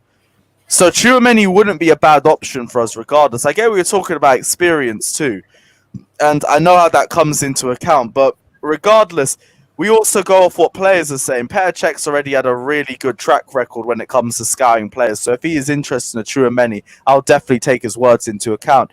Cesc Fabregas as well, we know exactly how much of a quality midfielder he is, and he knows how to find certain traits in players as well. If he's recommending him, that's two very good sources saying that we should be moving for Tchouaméni. So I wouldn't sit here and say I'd be totally against it. It's just be if he was a starter straight off, I would be. You know, people. He wouldn't start. Yeah, that's the thing. But look, someone saying disrespect in the comments. Yeah, sorry, dog. I'm not disrespecting y'all. Just trying to advise y'all or maybe teach y'all a little bit, right? But on top of that, for the people that are saying this whole, Lewis, I fully get it, right? Petr Cech and Cesc Fabregas are backing him, so he must not be a terrible player, right? The thing is, he's only had one season in the top flight, and that's in the French football league. That's in Ligue 1. So if he comes into the Premier League and then absolutely gets demolished, right?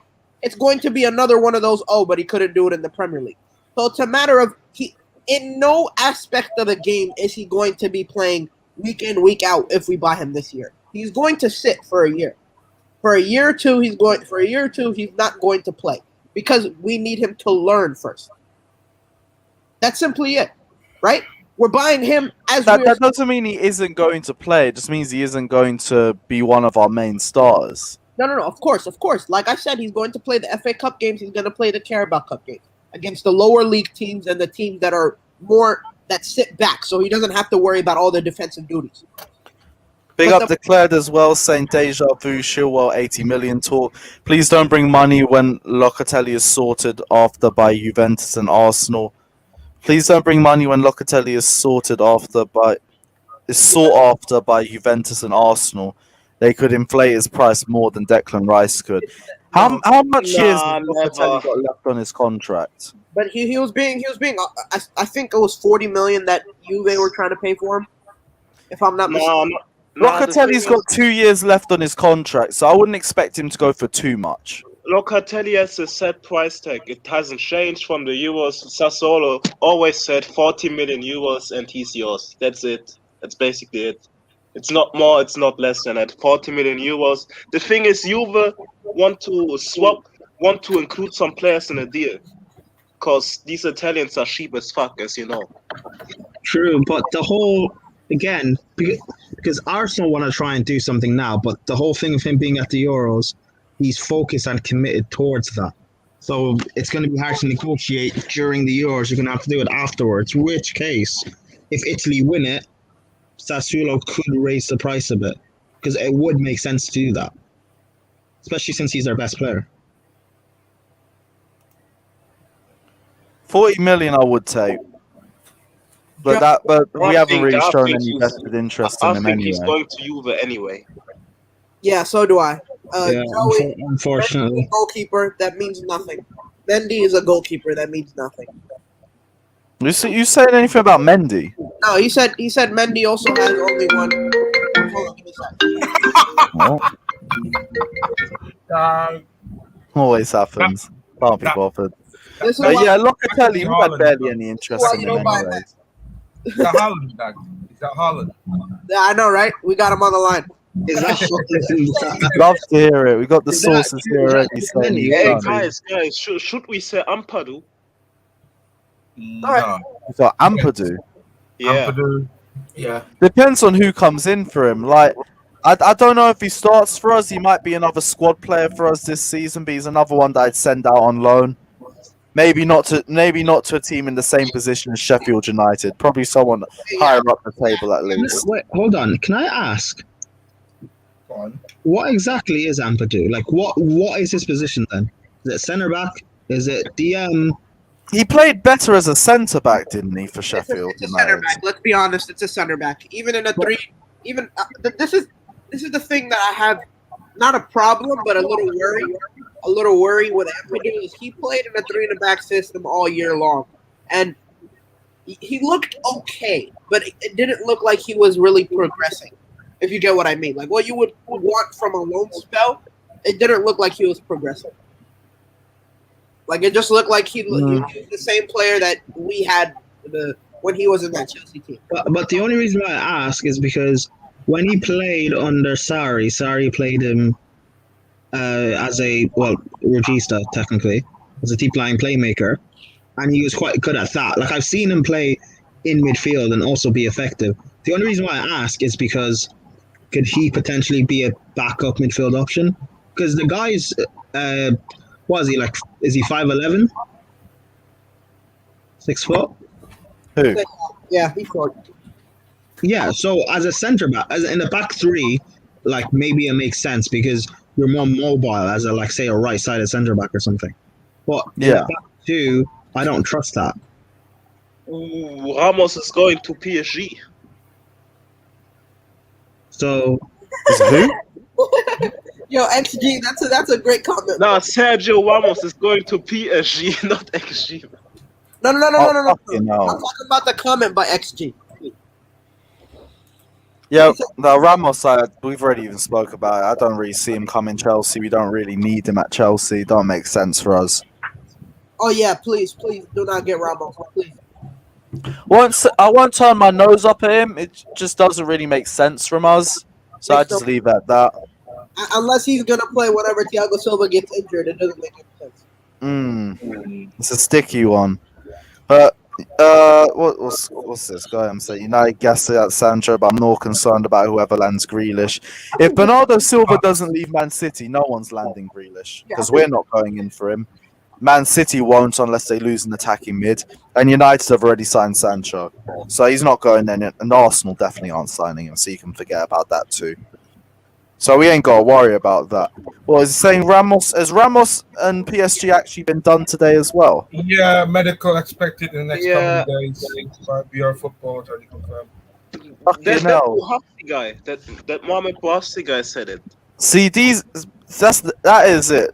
Fucking PSG have just found their Thiago Silva replacement. Just like that. But they missed leadership in the squad too. But imagine releasing Thiago Silva just to get somebody who's just as old as him. Learn from your mistakes, man. If That's what PSG they've don't had win to the do. Champions League, then they're frauds. Oh, did If you you had hear frauds, the Mbappe news? Yeah, they could be leaving on a free next year. Yeah, he said he's going to respect his final year, but he doesn't plan on signing a new contract. That is some. I don't even know how to explain that. That is. Hey, we need some 163 million for a few Ligue 1 titles, and then he leaves on a free. That is hilarious. That is terrible business. That is rude. That is the definition of terrible business. Well, you know what? It couldn't happen to a nicer club. So I'm all here for it personally. It's glorious. That's a short contract, though. If you remember, it was only a loan at the beginning, so his contract was only about 3 years. No, it's 4 years. It's 4 years. 3 years. Yeah, wasn't he? 3 years. I'm not 17, 18, 18, 19, 19, 20, 20, 20, 5 years. It's a 5-year contract. Yeah, but he was only bought at 18, 19, I remember. He was not. Oh yeah, he had the loan spell first, and then he went. Yeah, you're correct on that. Retarded as fuck, man. Alright, well, if we ever feel like being brave, we can go in for an Mbappe next year and get him on a free. Although we will butcher our wage structure doing that. If you think Holland is going to butcher our wage structures, at least Holland's ego is still good right now. Man named Mbappe is out here talking about his teammates. Hey, but Mbappe has been humbled, man. No. He has been humbled. Please allow him to go to Madrid. Allow him. Let him go to Madrid. I'm good. Yeah, it is what it is, but I think we're going to end the stream here. Big up everyone that's locked in. We have had a jam-packed stream with a lot of news to talk about. Big up everyone who's locked in still. Smash the like and subscribe button. Check out everyone on their socials. We will be back tomorrow for Shameless FC. I think we're going to do it in between the Euros games. Big up everyone that's locked in. Take care, like and subscribe. And as always, up the Chels.